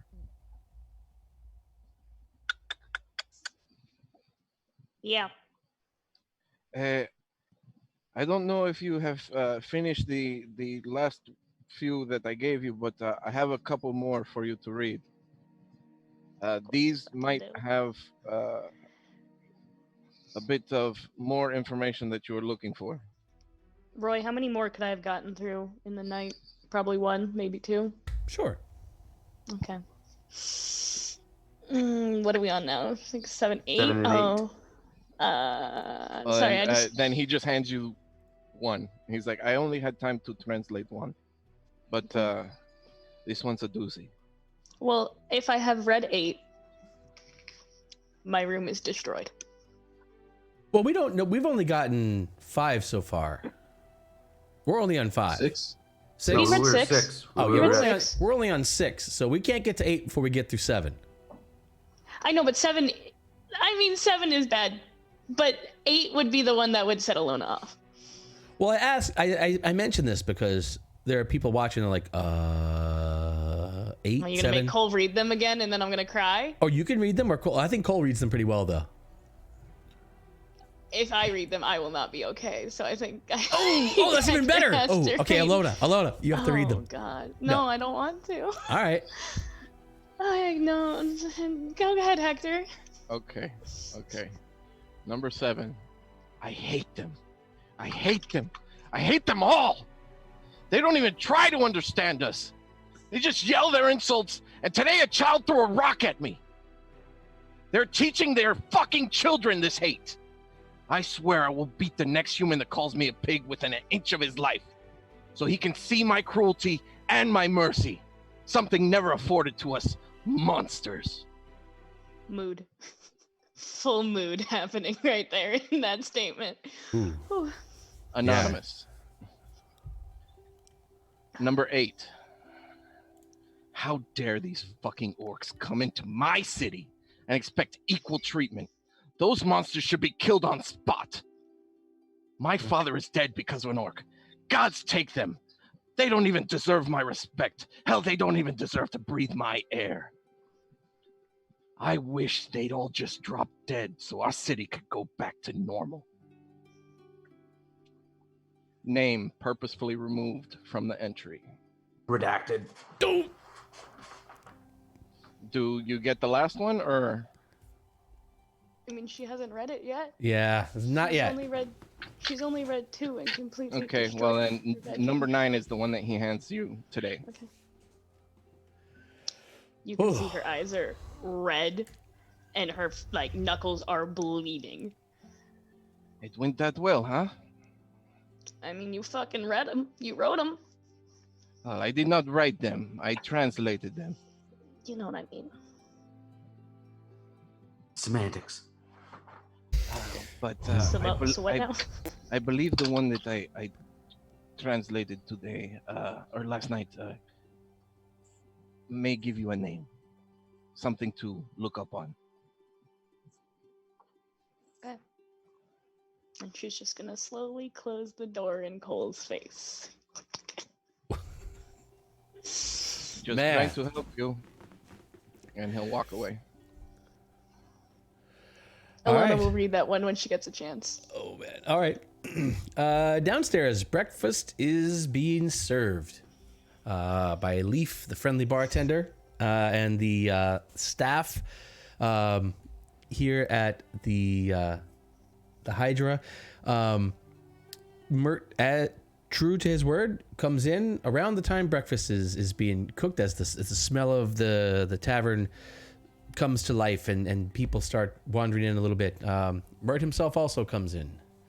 Is it just Zavroski in the downstairs? After that exchange, Cole would have gone downstairs. Okay. And Jake would have kind of rushed out, grabbed some bread, grabbed some cheese on his way out, quick bite on his way to the Department of Magic and Bureaucracy. The DMB. That's pretty good, Jake. Hang on. I gotta write that down. That's really good.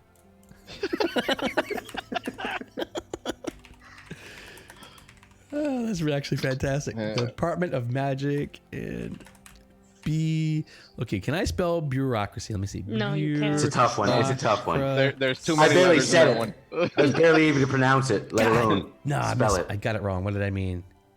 Oh, bureau. It's gonna. Damn it! I should know Is it that. to the I'm such point a where you were dipshit. so bad that it doesn't even know what you were trying No, to it say? knew. It knew. I forgot it's actually bureaucracy. Like, yeah, fine. I left off.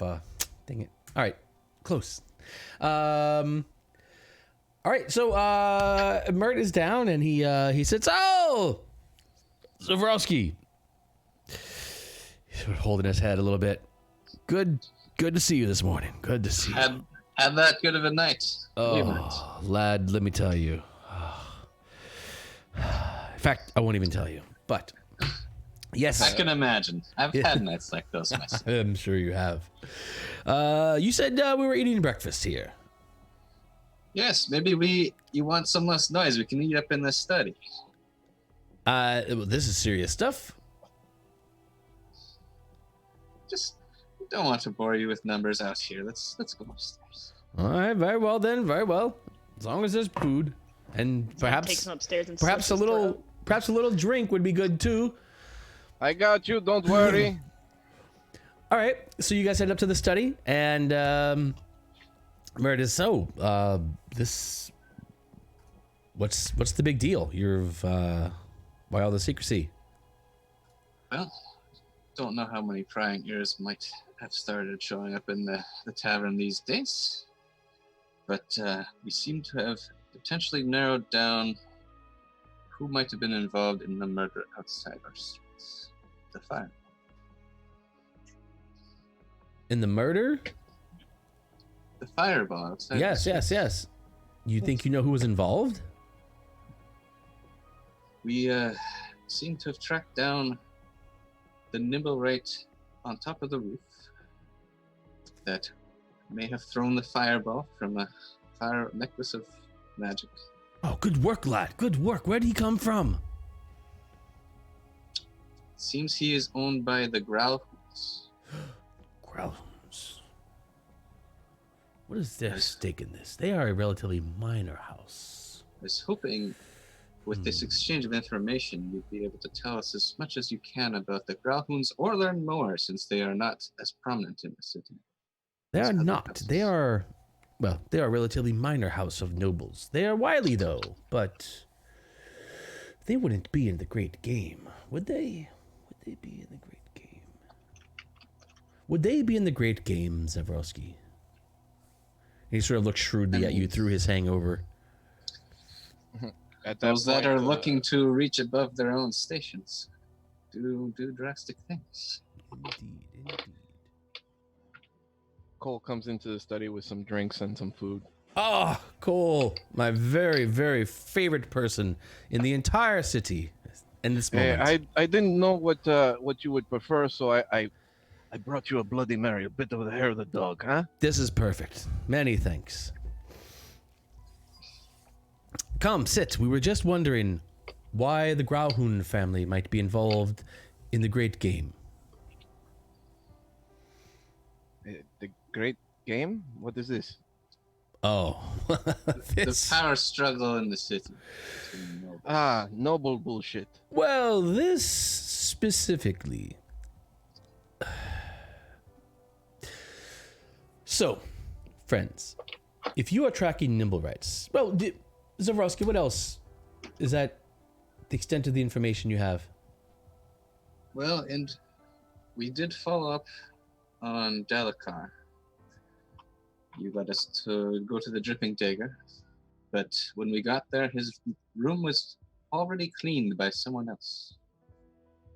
So we did not pick up too much, but we did get a package that was meant for him.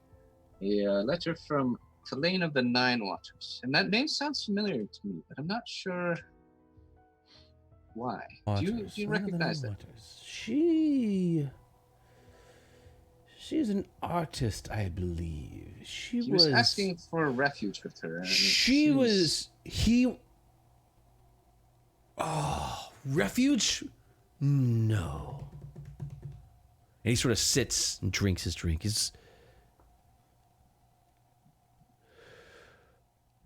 That all makes sense. Dalakar, he was working for Never Ember, right? Potentially.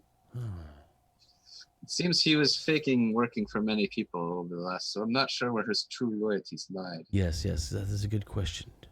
But she is a famous artist here in Waterdeep. She was in fact his mistress, the mistress of none other than Lord Neverember himself for some time. But that relationship went south. There was, well, I don't know all the details, but I do know that Lord Neverember pushed her far to the fringes and actually sort of killed her in a society, so to speak. He kind of pushed her out of society. Have some sort of motive against Neverember, or those connected to him. That would make some sense. Yes, it would make some sense.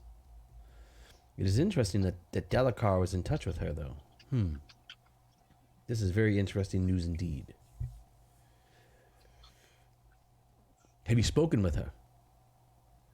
No, I could not place the name, but if you know where she might be. I don't, but I bet I could find out. Does she still reside in the city? I would have to send out some feelers. I'll get back with you when I find something. It's definitely a lead. It's more than we had before. Yes, and information on the ground wounds would be very valuable at this point too, if we can Well, what would you like to know about figure them? out. They are Well- a bit off my radar. As I said, they are a relatively minor house here in the city of Waterdeep. A noble house for sure, but not one of the main players. And for them to be in the grand game, that is odd. Oh, cool. You asked about the grand game. You see, now this is a bit more than the usual power struggles between nobles. You see, there is said to be a great, vast treasure here in the city of Waterdeep. Lord Neverember himself is widely known to have embezzled probably hundreds of thousands of dragons, and that treasure is said to be here in the city. And there is a game afoot, friends, by those who know of this and those who want to find this hoard of dragons. I suppose we're already in the game ourselves. Well, I don't. That. And he actually sits down and he sort of puts his drink down. He's like, my friend, we're joining the grand game. This is not a place that is lightly entered. It is not a place where any but the most powerful people in the entire city reside. It would be easy to die, or worse, getting yourself involved in something like that. I would think long and hard before you involve yourselves in the movers and shakers of the city, friend. It is a place where many have gone and few have survived. Especially So when you're we're talking saying about we should get some allies before we get too deep. I do love your spirit, Zavroski. That is certainly one way to frame what I have said. Yes, certainly is. If you are going to play the game, you are going to need strong allies, because you will be competing against, as I said, the most powerful of those here in the city, and they are ruthless. And they would have no qualms in eliminating anything they saw as a threat or even a competition. Is there any groups we should avoid allying with in your Well, that's a broad question, if I've heard one. Anyone can be useful. I would, at a start, avoid making enemies. In fact, the more people you can convince to like you, the better off you may be. Very well. But I do worry, friend, that you're getting in far over your head. I know that you guys are resourceful. I know that you have done well for What yourselves is life here. without a bit of danger and adventure? Well, I'll drink to that, Zavroski. Someone needs to be involved in the stories we all tell.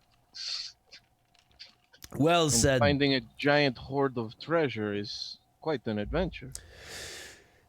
It would be, though Though it would be dangerous. It would be dangerous. What would one even do with that? I could definitely try. You certainly could, but everyone in the city, everyone in the world would then know that you've got that, and how long would you be able to hold on to it? When everyone's trying to take it from you. I'm not trying to get involved in all that. You can certainly count on my help, however I may assist, but I'm not getting too close personally. I've set up a good life You've for just myself. become a business owner. You wouldn't want to get too deep in these crazy shenanigans. I've been a business owner for a long time. Don't worry about that. I just, Martha, just. Oh, see, that's fun. Oh, that's Zavroski. Cole, this guy's sense of humor. Oh, this guy's really very good. You wonder why people love him in the theater. This is why. This man here. He's a fantastic performer. Yep. And you guys, of course, as he's saying this, he's got this loud voice that like rings out throughout the whole second floor of this whole place. And so you can hear this booming voice laughing and such. All right. Very well. Zavroski, this is interesting news. I shall see what I can find out about this maiden. And I shall let you know. As to the Growlhounds, as I said, maybe you could find if they have ties to a bigger house. Yes, do they or hold something? influence over anything? or are they too small of a family? Like I said, they are a family that is heard of commonly. They're not unheard of in the circles of power, but they are a family that generally resides just on the outside of these circles of power. They are, in my estimation, trying to break into the true power circles of Waterdeep, but have thus far been unsuccessful. Though they are a family that if they could find this hoard of treasure we are all talking about, it could be quite the game changer for them. Something like that in the hands of a family with ambition like that, well, that could definitely change the game. Do you think that they are behind the fireball that killed all those people? They're definitely tied to the Nimble, right? Have you told this to the investigators? And when we talked to the Temple of Gond, they said that the designs for these Nimble rights are relatively custom to the family that orders them. So it is a good chance the one that we saw in the alley, or that was seen in the alley, is the one that belongs to them. Reasonable. And you've told this to the investigators? Not at this point. They're actually supposed to be checking in with us every so often. We haven't seen them lately. It might be prudent of us to follow up with them and see where they are. Could be. Though sometimes these investigations take a long time, even something as serious as this. You may get things done more. You may get more done taking things into your own hands, but Mert's not telling you this. This is all off the record from old Mert here, because Mert's not getting involved. Plausible deniability. Mert Of course, Mert. is having breakfast. Hey, have you got any more of these Bloody Marys there, Cole? That's actually a pretty solid drink there, friend. It usually helps with a hangover. Oh, yes. I could use probably another one of these. Sure, I'll have Leaf make you one. You're a great guy. Thanks, Cole. Appreciate that. So he has you guys sitting, sort of idle chit chat for about one more drink for Mert, and let's see. All right, at the DMB, let's just say that you are able. What number did he pull? It was like 167 because they yeah. just opened. And now serving 3. Yeah, just opened, so it's. I assume there's paperwork to fill out. Oh yeah, you're number 99. Oh man. Whew. Sucks, Yes, Jake. yes. There is, like I said, lots of Jake is paperwork. in line all day. Yeah, there's lots of paperwork. In That's fact, my day. My day is the DMB. You actually have an interview. There's like the initial thing where you go up and you take a number, and they're like, "Why are you here?" And you're just like, "I want to register." And like, "Oh yes, go to the registration department." Okay, fine. So you am go I in right there. of nobility push things along, kind of like how celebrities get better You know who I treatment? am? Like, is there a "do you know who I am" kind of thing? You know, you could. Why don't you make me a persuasion check? Do you know who my dad is? Do you know who my dad is? Like my dad is totally famous. Like, and I'm like He totally could lock famous. you up. I'm just saying. I don't want to be that guy, but also like 15, another modest roll. All right, let's say that'll cut your day in half overall. hey. Yeah, you can. All into right, it. way to use that noble name. We can't use my name anymore, Elona. Excuse me, I don't want to wait in this line. I am a Melshimber. Hey, you're not there to see that. Yeah, there is. Elona, we can't use my name. Celebrity here, celebrity.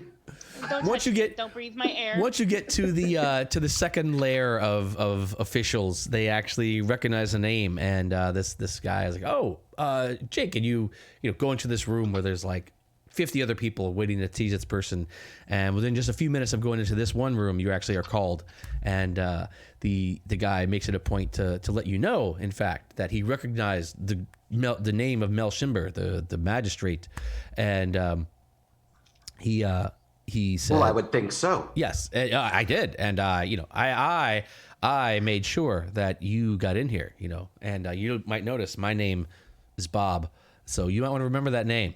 Just saying, because How could I ever forget Bob? There you go. There you go. Is that the famous Bob Bobson? Bob Bobson.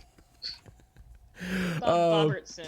Yeah, but it is going to be, yeah. So half your day is going to be the DMB, but you do go through, you fill out many papers, and they're all taken and stored properly, and you leave officially. They actually give you this small scroll at the end of the day, and it is affixed with the seal of. It's his learner's permit. It's affixed with the seal of Waterdeep, and it licenses you as an official or as a user of magics officially registered with the Office of Magister, the Royal Order of Magus and Protectors.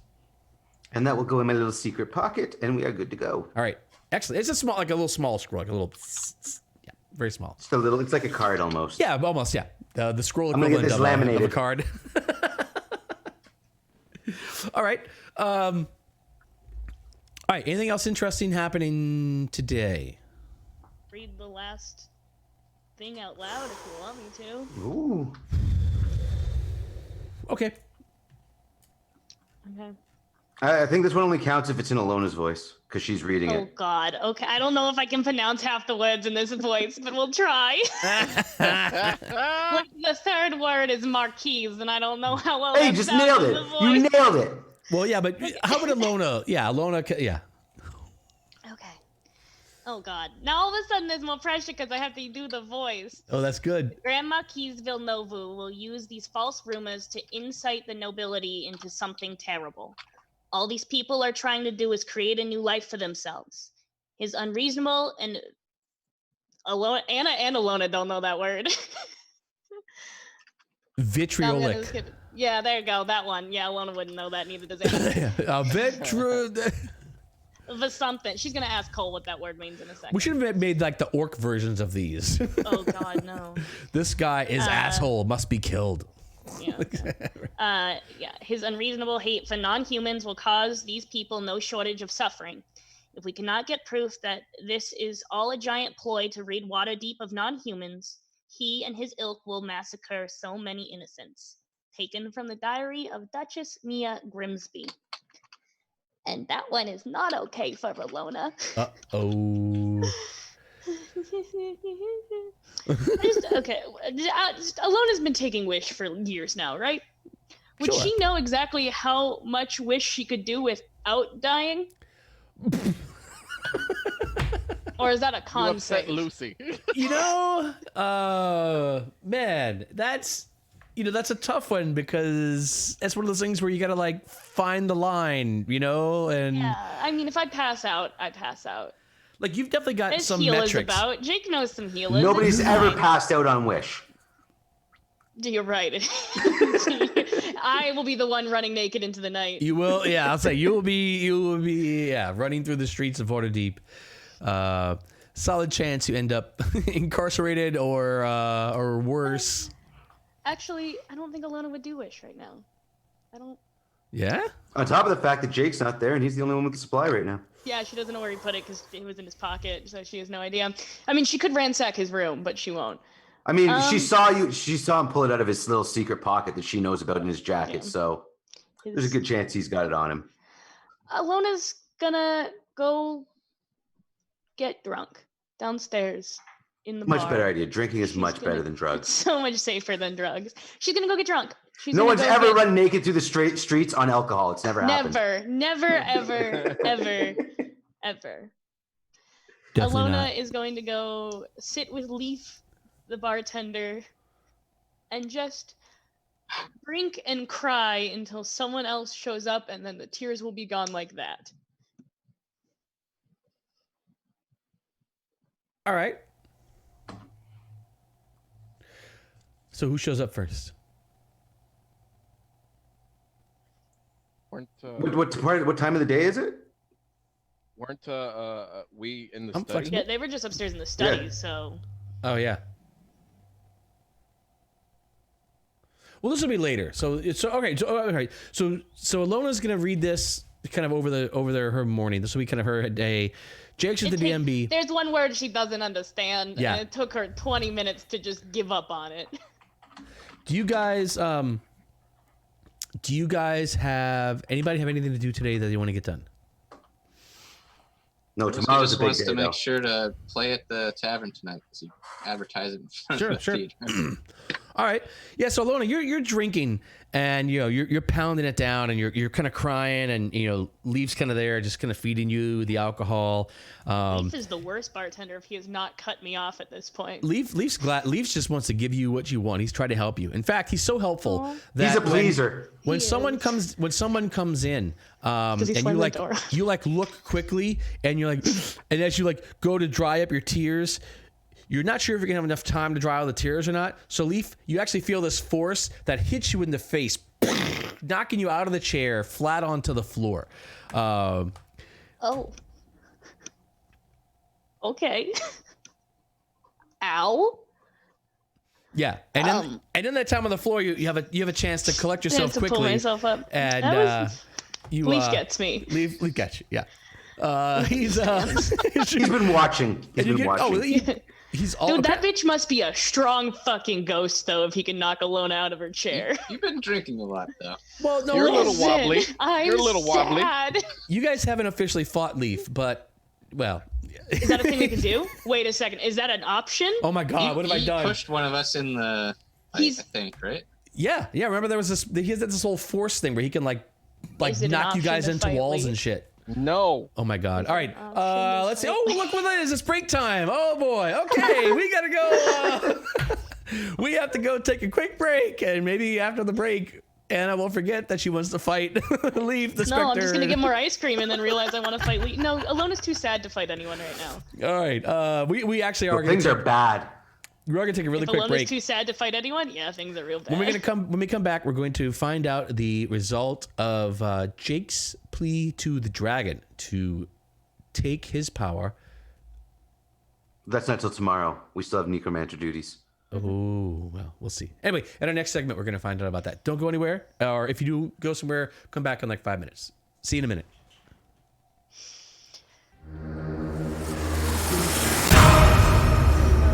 I am sad.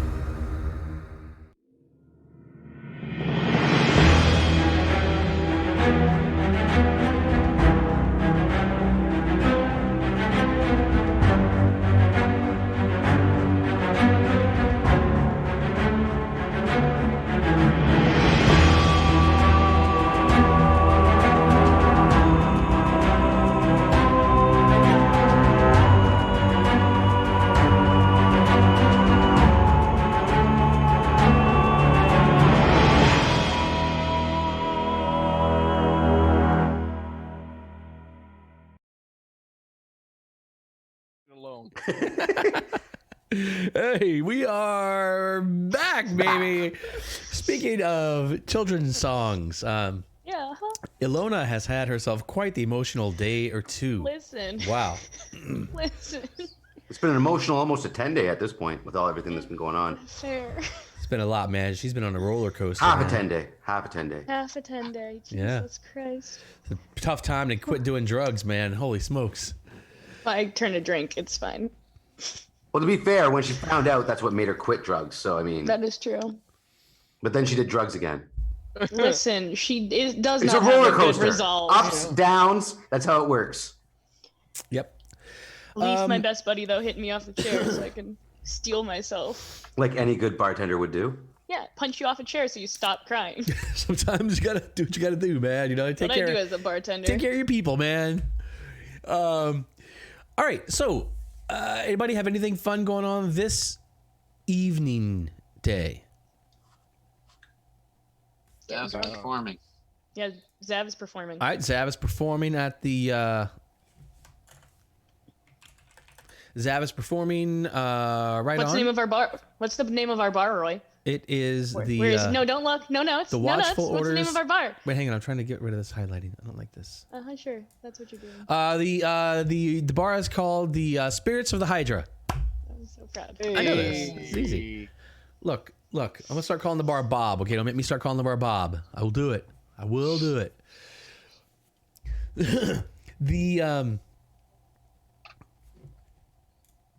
Oh yeah. Okay. So yeah. So anything happening this evening worth talking about? I think we were going to go and look into the necromancer again. Oh yeah. After Zav's done with performing, we were gonna go to the. Sure. Okay. So this is. But people were promised a show, so that must go on. Yes. In fact, tonight is kind of raucous. Apparently, the clientele tonight is a bit more upscale than usual. No, I can't deal with that right now. That means more money. It's all people from the opera. Not I crazy, can't deal but with that. apparently, Zavroski's little tune and Mert's endorsement got you guys like crowd. So it's a busy, crowded night here at the Hydra. There are floating drinks just floating everywhere. Okay, well, if that's the case, I would probably have grabbed a bottle of liquor and asked Cole if he wanted to go upstairs instead. Hey now. Oh my god, not like that! Oh, fuck. Damn it! I mean, that's where the chat is gonna go. Yeah, hello. I shouldn't have said that. I'm so sorry. I'm leading chat on. All right, fine. You guys go upstairs and do your upstairs thing, whatever. I'm not Oh my judging. god, we're not fucking! I'm not judging, man. You guys do what you gotta do. All right. So performance Probably tonight. just wanted somebody to talk to. I literally just wanted someone to talk to and drink, not. I'll be here. All right. After performance, it's still early in the nighttime, but early in the night. You guys are headed to City of the Dead. Yes, please. Anything, distract me. All right, you guys head down, traipsing through the city. You guys are getting through the market ward, just getting down into the dock ward, like the top part of the dock ward. When you realize that you're in like the main street. And you guys are kind of talking. Elona's drinking. You guys are thinking about the night that you've had and such. And you guys realize suddenly that the street has gotten quiet. Like the people who are around on the street around you are not around. And the street is mostly deserted, which is odd because you're like in this big thoroughfare. There are around a dozen. Notice anything. Yeah, there are around a dozen people or so still around. Let's see. All right. Well, you know what? Let's do that. Okay. Perception. Who else wants to make perception checks? Everybody, I make me will. perception check. I'm drunk, but I'll do it. Do I need to roll this at disadvantage? That sounds like a good idea. I like the way you think. Being honest. It's like I don't even have to be here. I'm like this is. I'm great. upset and I'm drunk. Ooh, Clearly, 13's still mind not is bad. not focused on what's going on. Wow. Ah, all right. 13's better than what you got, Jake. So Oh yeah, I've got my mind elsewhere as well. I've got a very very important meeting tomorrow. Yeah. So you guys realize that the Jake is like just chit chatting, and as Jake is continuing to chat, the other three of you realize that, like I said, the street is quiet and people have moved out. There are still people around. The only one making noise is Jake at this point. Cole, you guys all realize Jake, that shut up. the other two of you realize that something is definitely going on, and you're like, okay, wait a minute. Cole, you recognize that there are actually the people that are still on the street are actually on opposite sides of the street from either of you. And these people are carrying weapons coming out of the shadows to meet sort of in the middle of the street where you guys are. I finally had that tune. That'd be really good. Jet's theme, let's go. Oh man, I knew that. God, I should have queued that. I should have queued that up. Upset that you didn't think the musical theater kid would go right there. Well, I should have had it. No, but yes, basically, yes. What do you guys want to do? Be on your guard. These don't look friendly. Ah, fuck yeah. I'm gonna take the bottle, smash it against the ground, and have some stabby. Who wants some? No, she'll finish it up in one, like, swift movement, finish the drink, slam it down on the ground, and have a shiv. Okay. So Is there Prepare. a roadway? How far is the closest roadway intersection? Like, have we just left our place, or we're like? Oh no, you almost guys to are the like city that- down, like getting into the dock ward, and you've apparently walked into. Yeah. So this is there are a couple of alleyways nearby where you are, but mostly this is like the street. The nearest main intersection would be several houses away from you, or several establishments, several places away from you. Looks Like a this city might block. be this Zavroski one in the was- middle of the street. Thinking of using minor illusion to make the sound of guard footsteps not too far away. Blah. With tussling, I'm fine with tussling. Where is my? We could Ah. tussle. It can go 30 feet away. I dropped my phone. All right. So you guys are. You guys are in. You're staying in. Yeah. When has Elona ever backed away from a tussle? All right. Doom, doom, doom, doom, doom, doom, doom, doom. If they're all not choreographed in very high athleticism dancing, I'm upset. They're just like they're in a V and they're snapping their fingers towards Yeah. us. It's a dance off. Oh shit! Oh, Elona would not do well in a dance-off. Where's Fuck, Chris Zav, Pratt this when is you your need him? game. If it's a dance-off, this is Zav's game and Zav game only. Oh. Oh wow! Oh, you're so big. Hey, that's right. We already know about the hog. No! We already know about the hog. Oh god! First I tell him I want to go upstairs, and now I'm talking about how big he is. I need an adult. Jake's tiny. I need an adultier adult. I need an adultier adult. All right, you guys can put yourselves kind of where you want here in the street. Do we know where the other people are? Like where Oh, in yeah, this yeah. little Where they at? layout? Yeah. Because that's going to affect where I am in I the gotta street. get. Where's my? Where are the 47 tokens that are about to witness? We're about to get my- mauled. Yeah, it's fine. Hey, I reverse mugged a mugger. I'm fine. This is him and all his older brothers. I just imagine him being like, "Give me your money," and I'll turn around and go, "No, bitch, give me your money," and he'll be like, "Wait, what?" And I'll be like, "Give me your fucking money." Broken nose. Yep, broken nose, kneecapped. Jesus Christ. Shin capped. Wow. Hey, you kick somebody in the shins, same thing. That's fair. You ever banged your shin into a table in the middle of the night? Not good. Oh yeah, no. Now I have the Jets song stuck in my head. God damn You did it to yourself. But Benny and the Jets. Wrong Jets song, though. I appreciate Oh, but it. that's the best Jets song.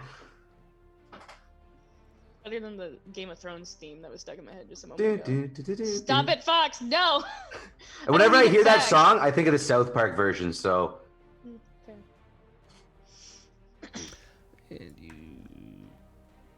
I did not set these. Sorry, I got to adjust all my token scales because I Okay, did well, not. someone needs to be entertaining while we wait. I did not Is lock that there- in because I'm a ding dong. Because you don't have a grid on. I don't have a Map. what you call it? Yeah. Oh, I'm guessing the Did you grid. put- You couldn't get the grid to line up because You have to. that. You have to Those actually big grounds. create the Fantasy Grounds grid itself. And A lot of And maps a have lot it of times already it doesn't done, but- line up. And it's bullshit, and it makes me mad. And it like goes off by like little places as you go away from the square that you chose. But the tokens will lock to the size of the grid if you make it yeah. narrow. Then I Yeah, but gotta- if it's not a map that was originally designed for fantasy grounds, if it won't always size right, so you can't like get the actual grid mask to line up properly, and then your grid mask line doesn't align with the grid of the actual map. Which is why for fantasy grounds maps, I usually try and find gridless maps because I hate it. Yeah, I thought in this case it would be easier to do these. I should have just taken the time to do the grid. Sorry. The grid No shouldn't take apologies that long. You can like, 45 draw more from one corner to the seconds. other.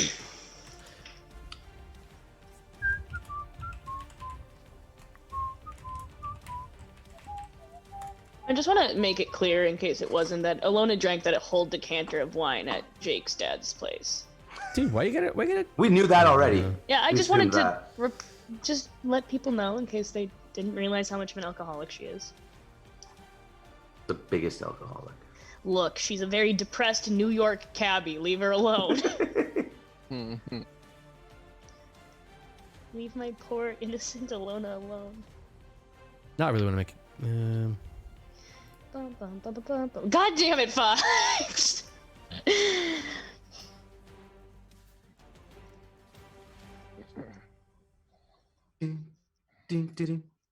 I feel like we should be concerned that if Zelipharn agrees to be Jake's weird blood brother, is Jake gonna like? His dragon daddy. Yeah, You know what? like Alright, fine. what does that entail? Dragon They-1 Yeah. Well, it just means well, Pretty one, solid. it means that I have the powers of the dragon from him, but also means that like if he needs a favor, he can be like, "Hey, yo, Jake, All right, remember fine. that favor that you owe me?" I'd be like, "Oh yeah." Yeah, bro. Or what's like up? later on down the road, like if Jake's kids, because they're going to inherit this power now, so Fair. he could be like, "Hey, your father made a deal with me, and now I'm calling in that favor." So, dear God, Oh, goodness gracious. All right, let's get ready to rumble. 1, 2, 3, 4, 5. let's get ready to rumble. Na na na na na na na na na na na. There's an A. That's Squishy, squishy. Squishy Thug too. Electric Boogaloo. Squishy Thug 1. All right. Hey, what's up, Rover? Fun, I like nice to see. Squishy Thugs. I wish more of these were squishy thugs, to be honest with you. Yeah. All right. So is this where they all are? Yes, that's where they all are. Where are we? Where are we, friends? Elona would be close to Jake. All right. So yes, so these guys are sort of like I said, opposite sides of the street, and everyone else is scattered. And these guys, Which way are we heading, by the way? You guys are headed to the west, to the left. That's kind of your direction. To the Okay, west. so to the Cole's in the west. front. Yep. Okay. So you guys would probably be, yeah, you can be fine. Yeah, that's fine. So yeah, so that's what's going on. And so they don't seem super intent on you guys so much as one another, but I suppose it's going to be initiative since. We like Oh. initiative. Oh, so these guys are scuffling with each other right now? Yeah, they're not scuffling with us. I thought we were getting ambushed. Alona even did the. Come on, Yeah, guys. I did Have the you guys jet thing seriously for the never seen specific the- reason that I knew this was them fighting each other. Are we the only one? Are we the only ones here, Alona? I think we're the only ones right here right now. Yes. 100%. Yeah. Yeah, so the city, the citizens have sort of realized that there is something going down, There's and a tussle happening. and you guys have gleefully decided to remain here in the middle of it. You said initiative? It is initiative. Hey, look at me Wow, go. man, you guys.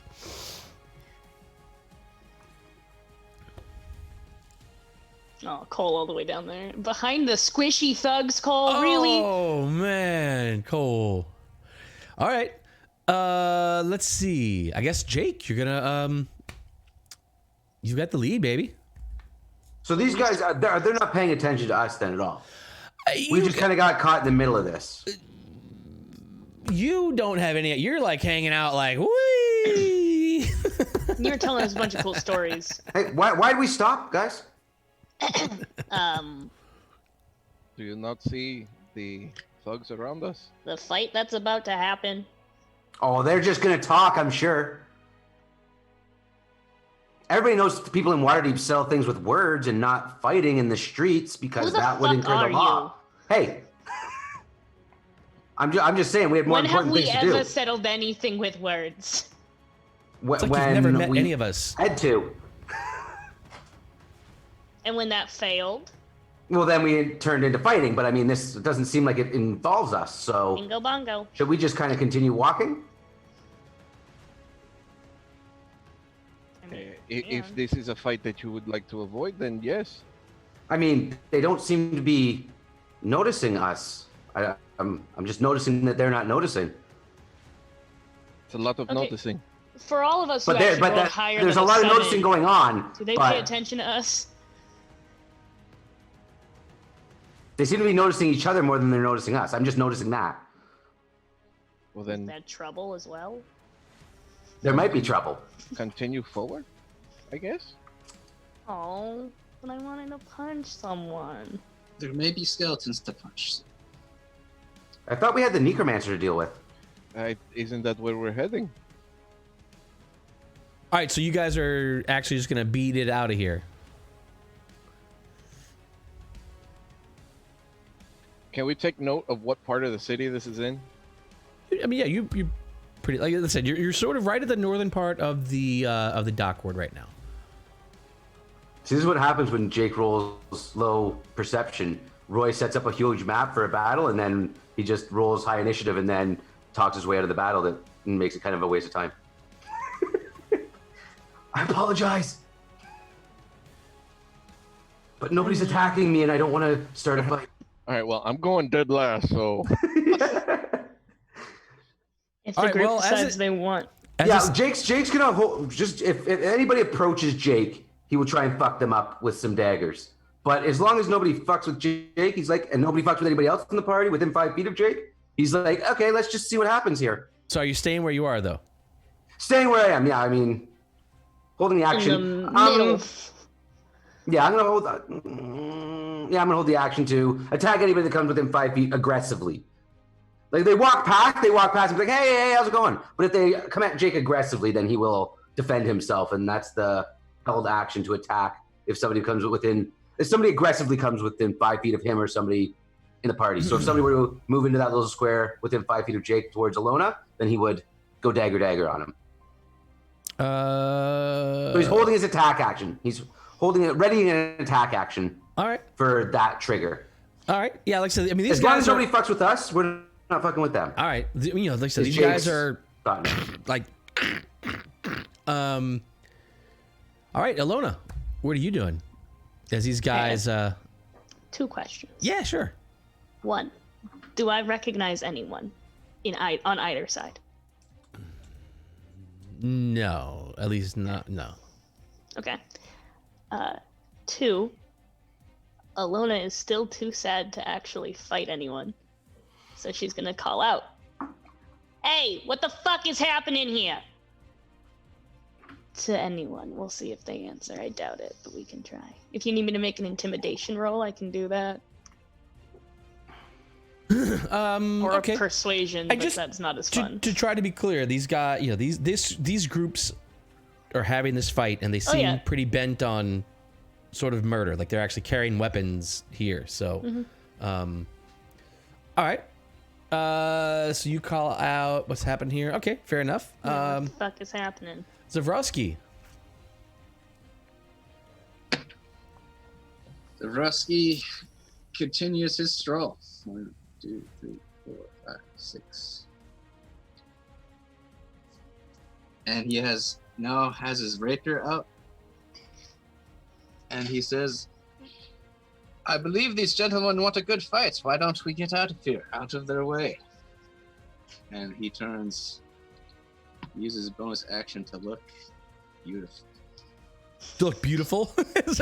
He grants himself a Wonderson's Beautiful. appearance as a mantle of inspiration for his party members as they're invigorated and That's the one that lets us use a reaction to move, right? Move. Yeah, Jake will use that now. All right, go ahead. I'll get 5 temp HP. Nice. Okay, 1, so if anybody 2, wants to go ahead 3, and move, 4, go ahead and 5, move. 6, 7, 8. Whoop. Walk this way. And then he tiptoes. Elona. Come on, Elona. thinking. We're not part of this fight. We're not part of this fight. This isn't our beef. We got beef with someone else. Whoa. All right. She has 40 feet of movement. She can go anywhere. All right. So these guys, they start Zavroski running. will stab anybody. Oh yeah, that's right. Next to him Cole also has 40 feet. if they want to hurt him. All right, Zavroski. Let's see. Let's see how this works. I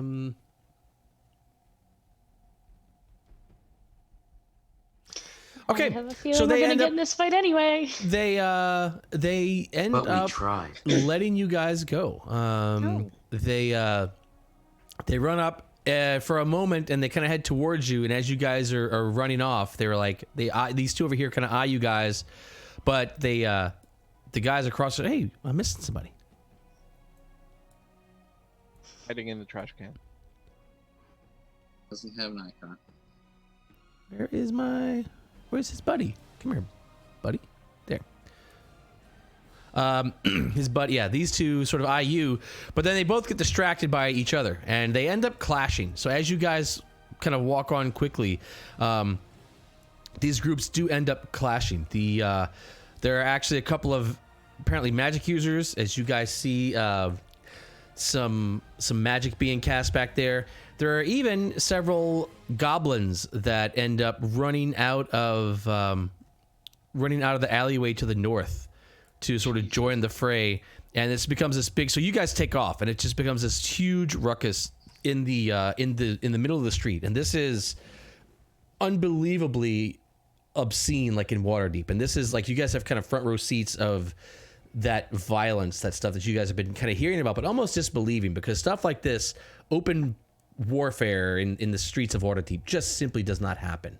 So even Can somebody prestidigitation up some popcorn? You need the corn kernels. You could heat them up, I think, but you need the kernels already on you. Damn.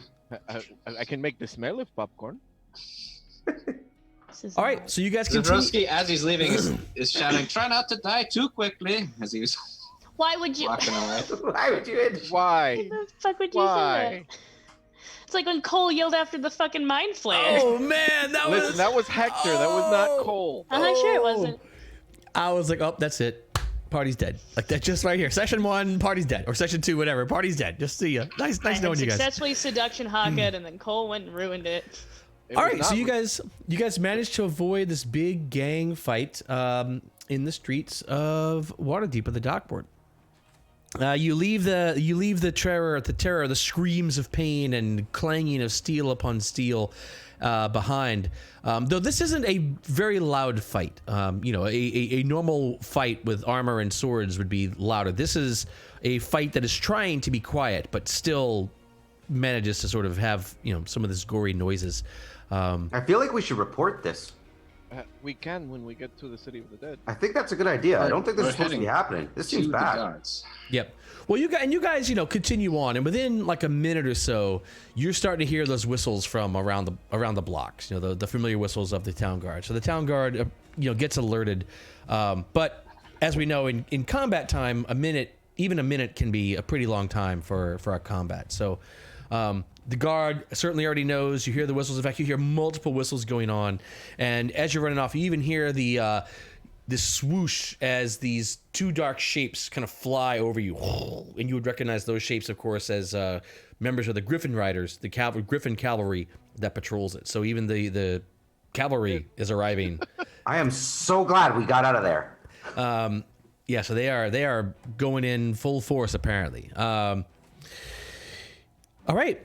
So, no big deal. Just a typical night in the city of Waterdeep. As you guys finally get to the city of the dead and the watch captain's house, and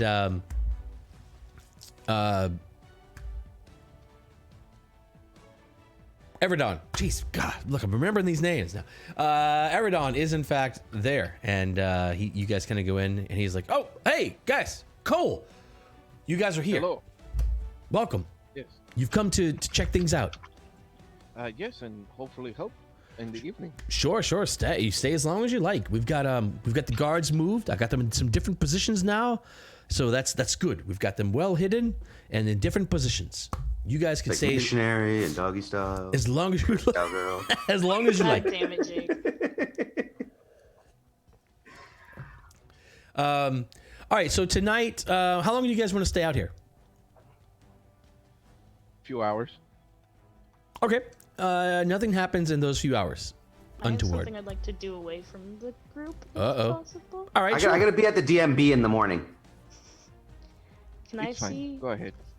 my... Looking for any gravestone with my last name on it, perhaps? Oh, there's a lot of gravestones to look for. You would probably. Well, just with the couple hours that I have starting to look. Sure. I'll peel away from the group, I will try and stealth away if you need me to actually try. I mean, there is a there's a registry if you wanted to find someone She can't in here. read. Okay. All right. Yeah.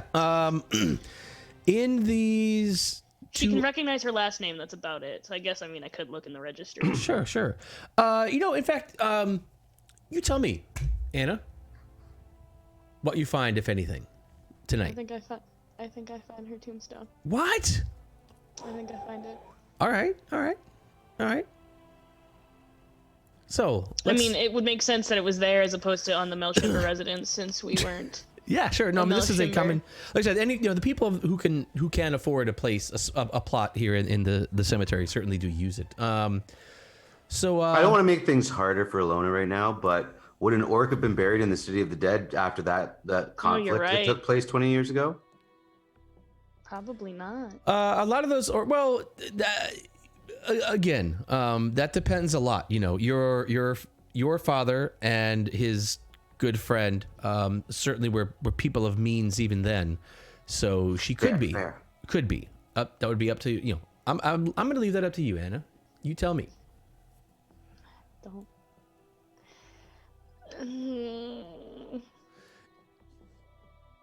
Yeah.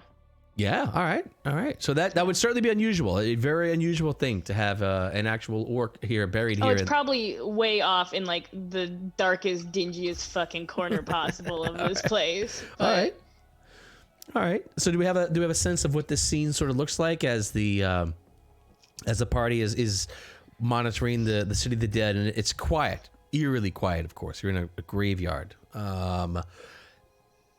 No sounds, sort of far off. It's walled as well, so it's isolated even from the little bit of noise still in the city at this time of night. And in a little corner, you find under the light of the stars and the partial moon that's out tonight, wandering around Hector, don't do that to me. aimlessly, hope beyond hope. You actually recognize a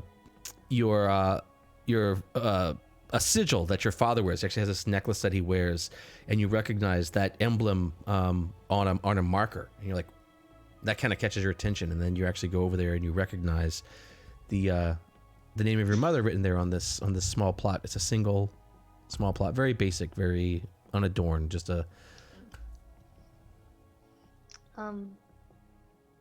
Elona would sit down right by like the tombstone, the headstone, and just, hi, Mom.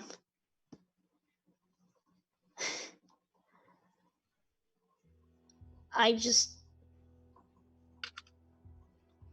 know you can't hear me because that's dumb or whatever, but like, I know Cole's God or something can maybe hear me and tell you what I'm saying. I don't know.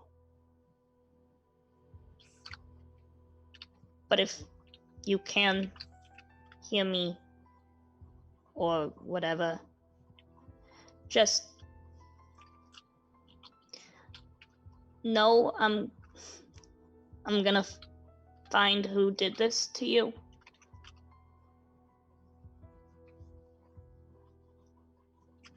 And I'm gonna make sure that they never fucking see the light of day again. And then she'll stay there until, you know, a couple,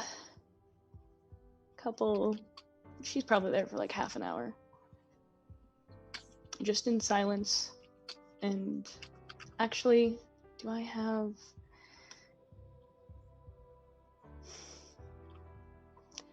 She's gonna take the gray hand token that she has, and she's gonna put it on her mom's grave.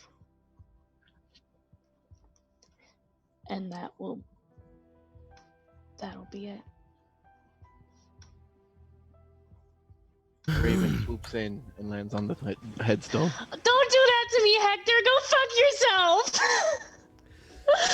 No!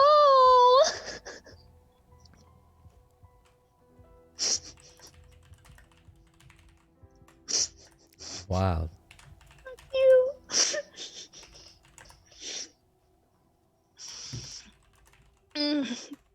everyone else doing? How's your search for the necromancer going, friends? Yes. So the rest of the time for the rest of you, for all of you, in fact, goes by uneventfully tonight. Another night of nothing, unfortunately.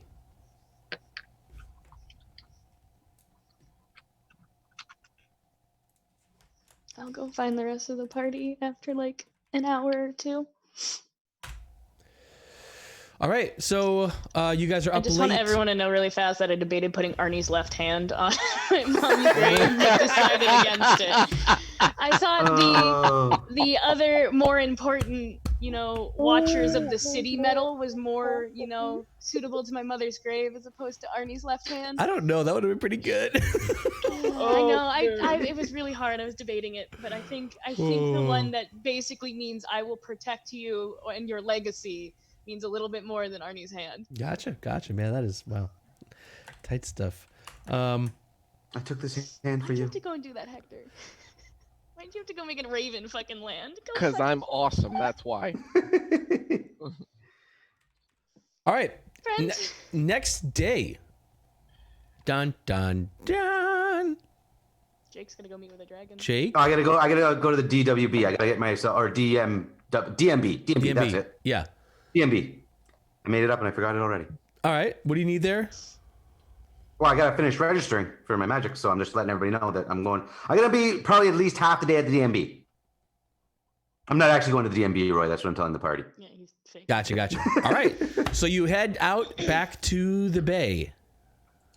Down by the bay. And you where Zellarn lives. You once again summon cast your spell to summon Zellarn, and he comes. I assume it cost me 2 more shards just for money purposes. Yeah, sure.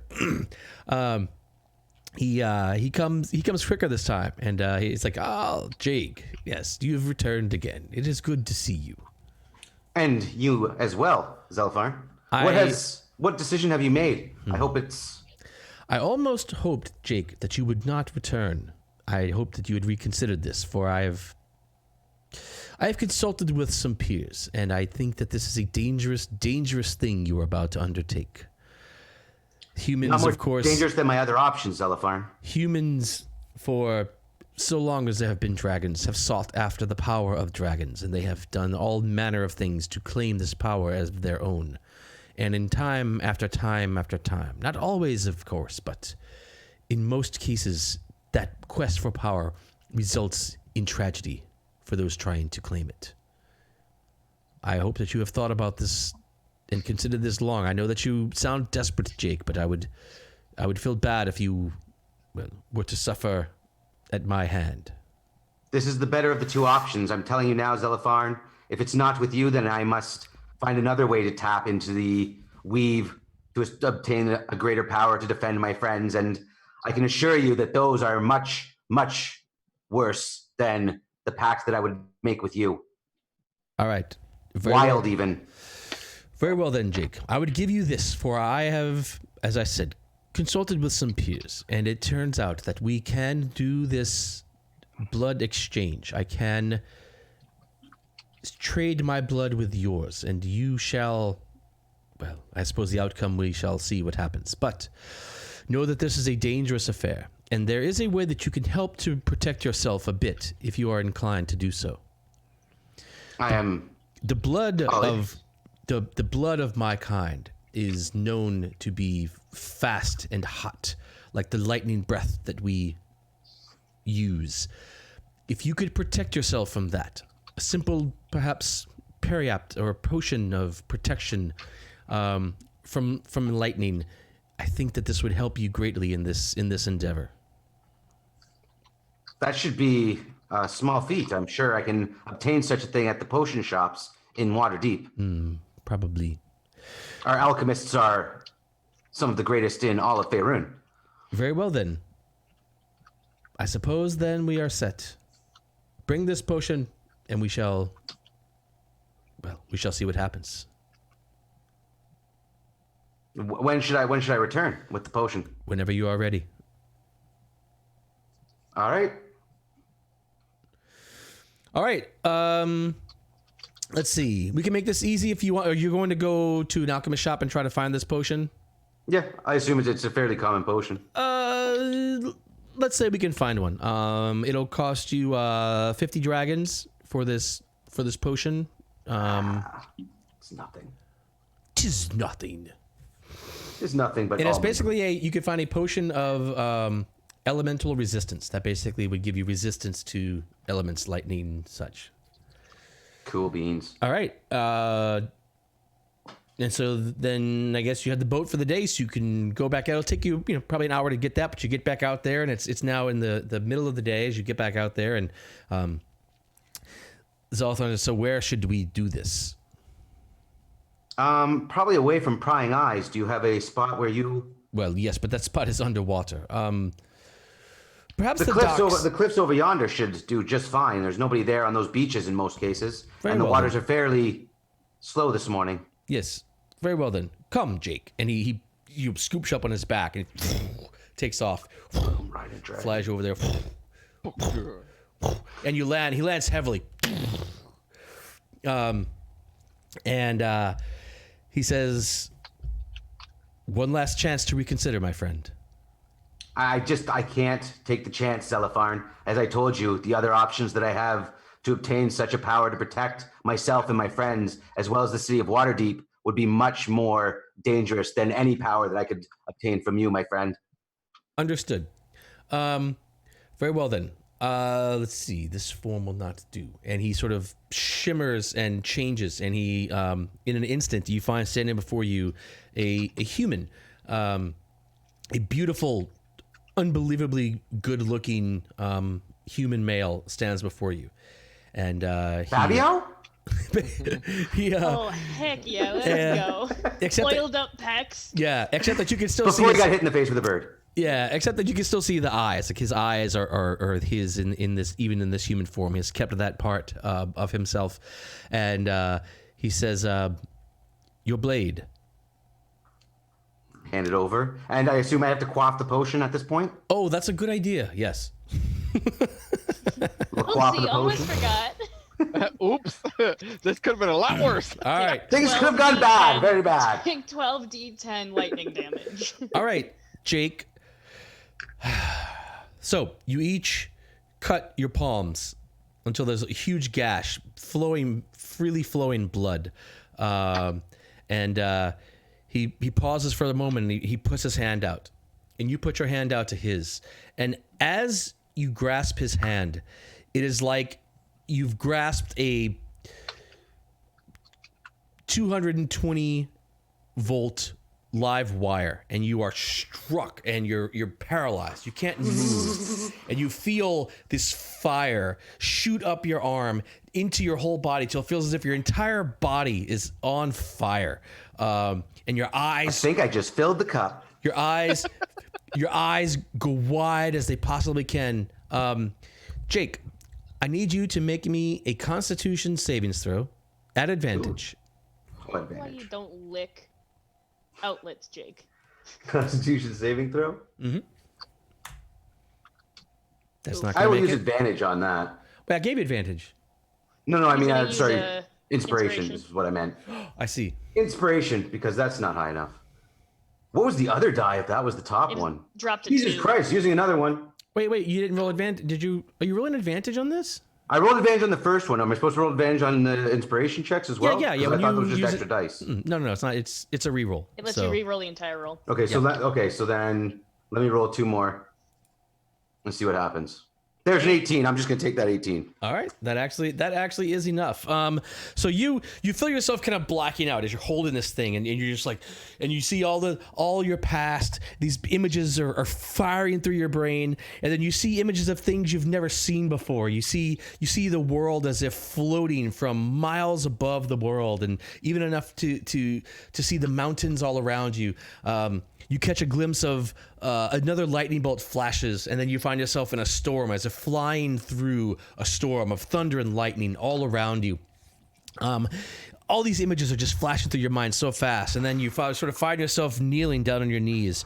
And then you look up, and he's actually the Zelipharn in his human form is standing above you, and you're on your knees, and you sort of come back to yourself. And you find, and the cut on your hand has been cauterized, and it leaves a silvered scar across your entire palm, where the cut was made. And he looks at you and he says, "Jake." Wow, what a rush! Jesus Christ! Whoever that is. Whoever the fuck that is? Is it Jesus Christ? You are Jesus Christ superstar. He's from one of The buzz. Zavroski's plays. I was worried about you, Jake. You haven't breathed in more than a minute. I feared for your safety, but it seems you are okay. It took all of my will. Jesus, I was not expecting that. Well, Not based on what the book said. as I said, I don't know that humans quite understand the power that lies within us dragonkind. So, how do you feel? I feel good. Yeah, you feel tired. You feel worn, as if you feel hot, but okay, you guess. I feel like there's a brighter future for me and my friends now. Yeah, your muscles are sore, as if you've had your finger stuck in an electrical outlet, and all your muscles have been tensed for like a minute, tensed as hard as they can be. So you're very fatigued. Your body's very tired, but you're alive. And My you're morale okay. is good. My morale is there. Morale would be good. I'm barely noticing that stuff right now. Yeah, man. So he is like, well, so Jake, our blood is now the same, ish. Well, I suppose we'll see where this goes. This is nothing that I have ever done, of course, and nothing anyone I know has even done. I suppose we shall see where this road takes us. This is something few humans have even done, to my knowledge, but I feel like it will be worth it, my friend, and we have accomplished something great on this day. Well, I suppose that remains to be seen.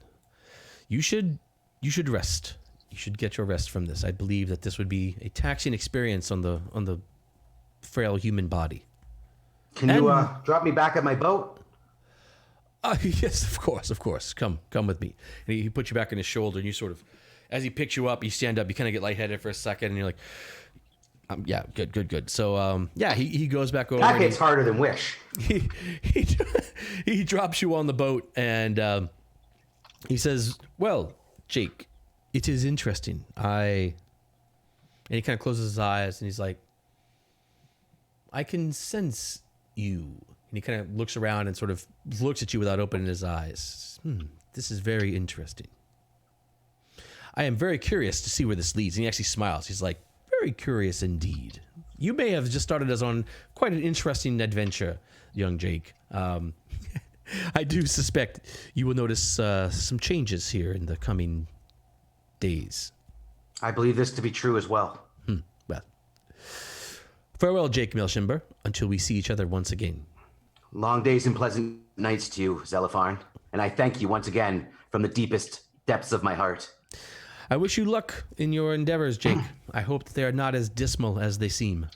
Perhaps this undertaking can bring some light to your darkness. All right, Jake, you have the blood of Zelipharn, the bronze dragon, flowing through your veins. Your That's gross. puny, mortal, human veins. Frail. Stupid human noob veins. Yeah, it's fine. I'm trying to.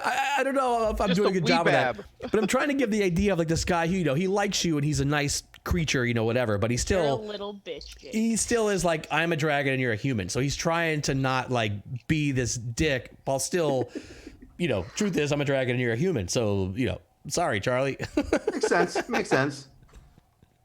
I see you, Rob. Occasionally. All right. Oh, jeez. Okay. Anybody got anything happening this day? I mean, Cole's plan is to just keep going to the City Dead whenever he can. In the evening? Okay, sure. Elona has questions for Cole. Uh-oh. The What fucking kind of- raven landed on her fucking mom's grave. What kind of questions? She needs. Oh my god! Stop it! No. She has questions about the Raven Queen. God damn it! Okay. So wherever Cole is, Elona will find him. He's probably at the bar, Okay. just She'll waiting hand for him evening. hand him back the book because she's finished what has been given to her. So I have a question. Okay. First, Leaf, could I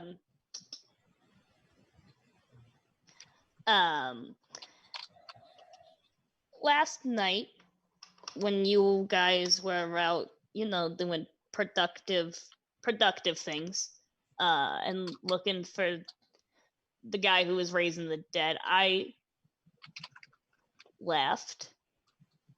I for- noticed. Okay. And I found my mom's grave.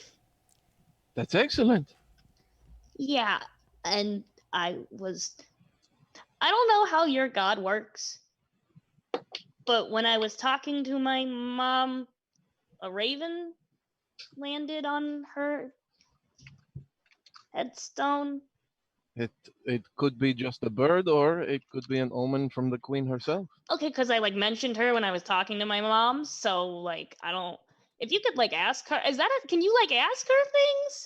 Is that how that works? She influences my dreams. I don't really talk to her directly. Well, that's a bullshit deal. But if a raven came after you mentioned the Raven Queen and your mother, there's a good chance that the Raven Queen has her eyes on your mother.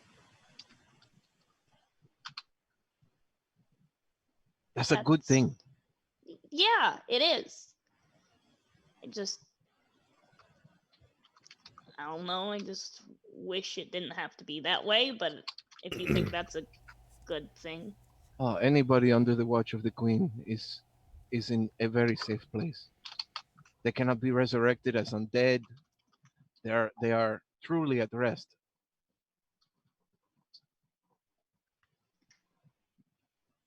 So Good. where she may be dead, but she is having a restful. She's in a place where it's good. She's not. It's not like a hellscape or anything. It's great. If the queen is watching her, it's a very good thing.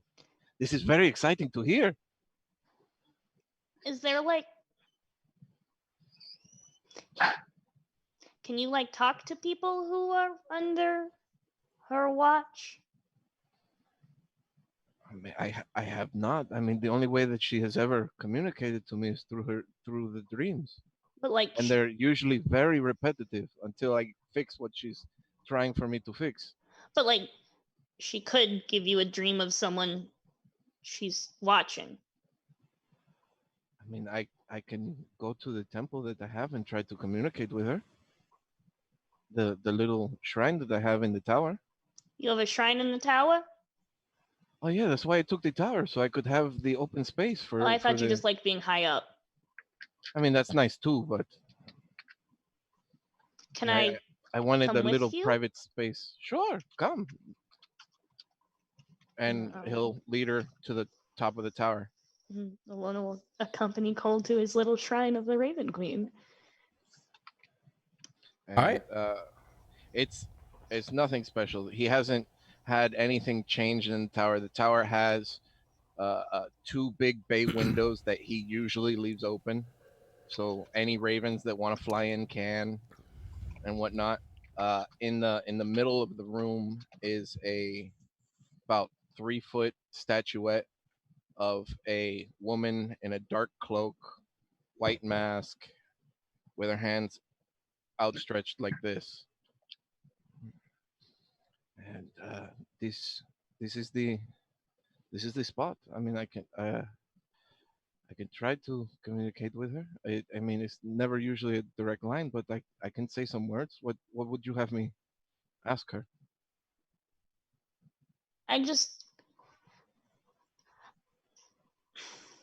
It's probably not.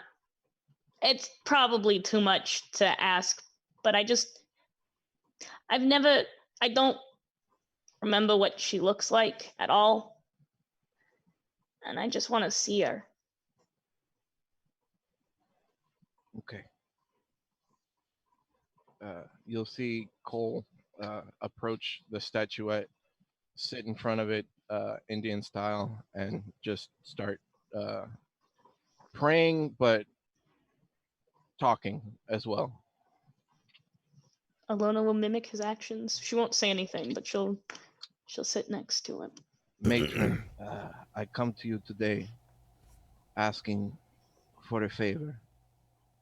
I know I have asked much of you before, but this time is not for myself. It is for my friend, Elona. She does not remember the face of her mother. Her mother was killed when she was a small child. If you could somehow, in her dreams, grant her an image of her mother, or even a chance to speak with her, I would be very grateful.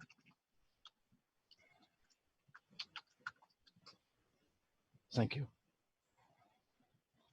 So Cole intones this prayer to the Raven Queen, and you sort of sit there solemnly for some couple of minutes, and of course, nothing happens. And this is a very heavy moment for you, Elona, and you sort of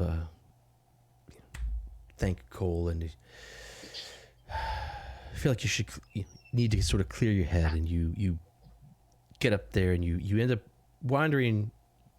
leaving the tavern and wandering a bit, just sort of wandering around town, kind of ignoring the people around you and such, and thinking about everything that's been happening, and really kind of lost in your thoughts. And as you're doing this, you actually hear this huge crash, and you kind of look up, and you're in a street, a small street, and there is some scaffolding in this by this tall building. Apparently they're redoing this or revitalizing this building here, and you're not far from the scaffolding, but there's this loud crash, and you hear the screams of people, and there are actually on the scaffolding there are several men that are working, and you hear them shout, "Ah!" And as the scaffolding starts to fall, you actually see this figure sort of step under the scaffolding and raise its arms, and you're sort of taken by this vision suddenly, and you have this flashback to someone that you knew during your years at the monastery, a friend of yours. It was actually this huge, tall person, a Goliath, in fact, and it's like this 8-foot tall person, massive, hugely muscled, with these emerald eyes. And there was this time where he actually saved this building from falling, and you kind of have that flashback. And as you look, you realize this figure is not similar to that person. This figure is actually that person. And he looks at you, and as he's sort of holding the scaffolding up, and he's like, "Get down!" And he catches sight of me. He's like, "Hey, what's up, Ellie?" Wait, no, that's not right. That's not right. he says, "Hey, what's up, Ellie?" Ellie. This isn't right. This isn't right. I need a voice. I need a voice. I need an actual voice here. Oh my god! It's happening. Wait, what is it? What's that? What's going on? Who's that ding dong? It's happening. Hello. Who's that ding dong? Is that not Oh, Bees? there's no video. I don't know what's going on, Bees. Come on, you're ruining the moment. Shut You're up, Rob. ruining my moment.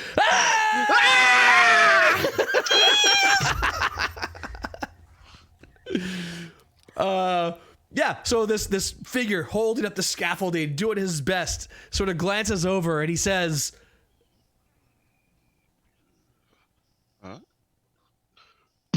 Just throws it behind him. Looks for a minute, squints, and then the realization hits him, and he just starts running. This massive behemoth of a man just starts sprinting, and like skids to a stop. Grabs Elona, lifts her up, and goes, "Elona!" Oh my god! What kind of hammer? Yes. "It's Bees! Oh my god! Everyone. This is the addition to our cast." Yeah, there. All right. Is the addition to the cast that we were talking about. Bees is going to officially be an edgelord and murderer or murderer. I don't know how that goes exactly, but he's on the crew. Okay, So, why are we going all the emotions with me tonight? What the fuck?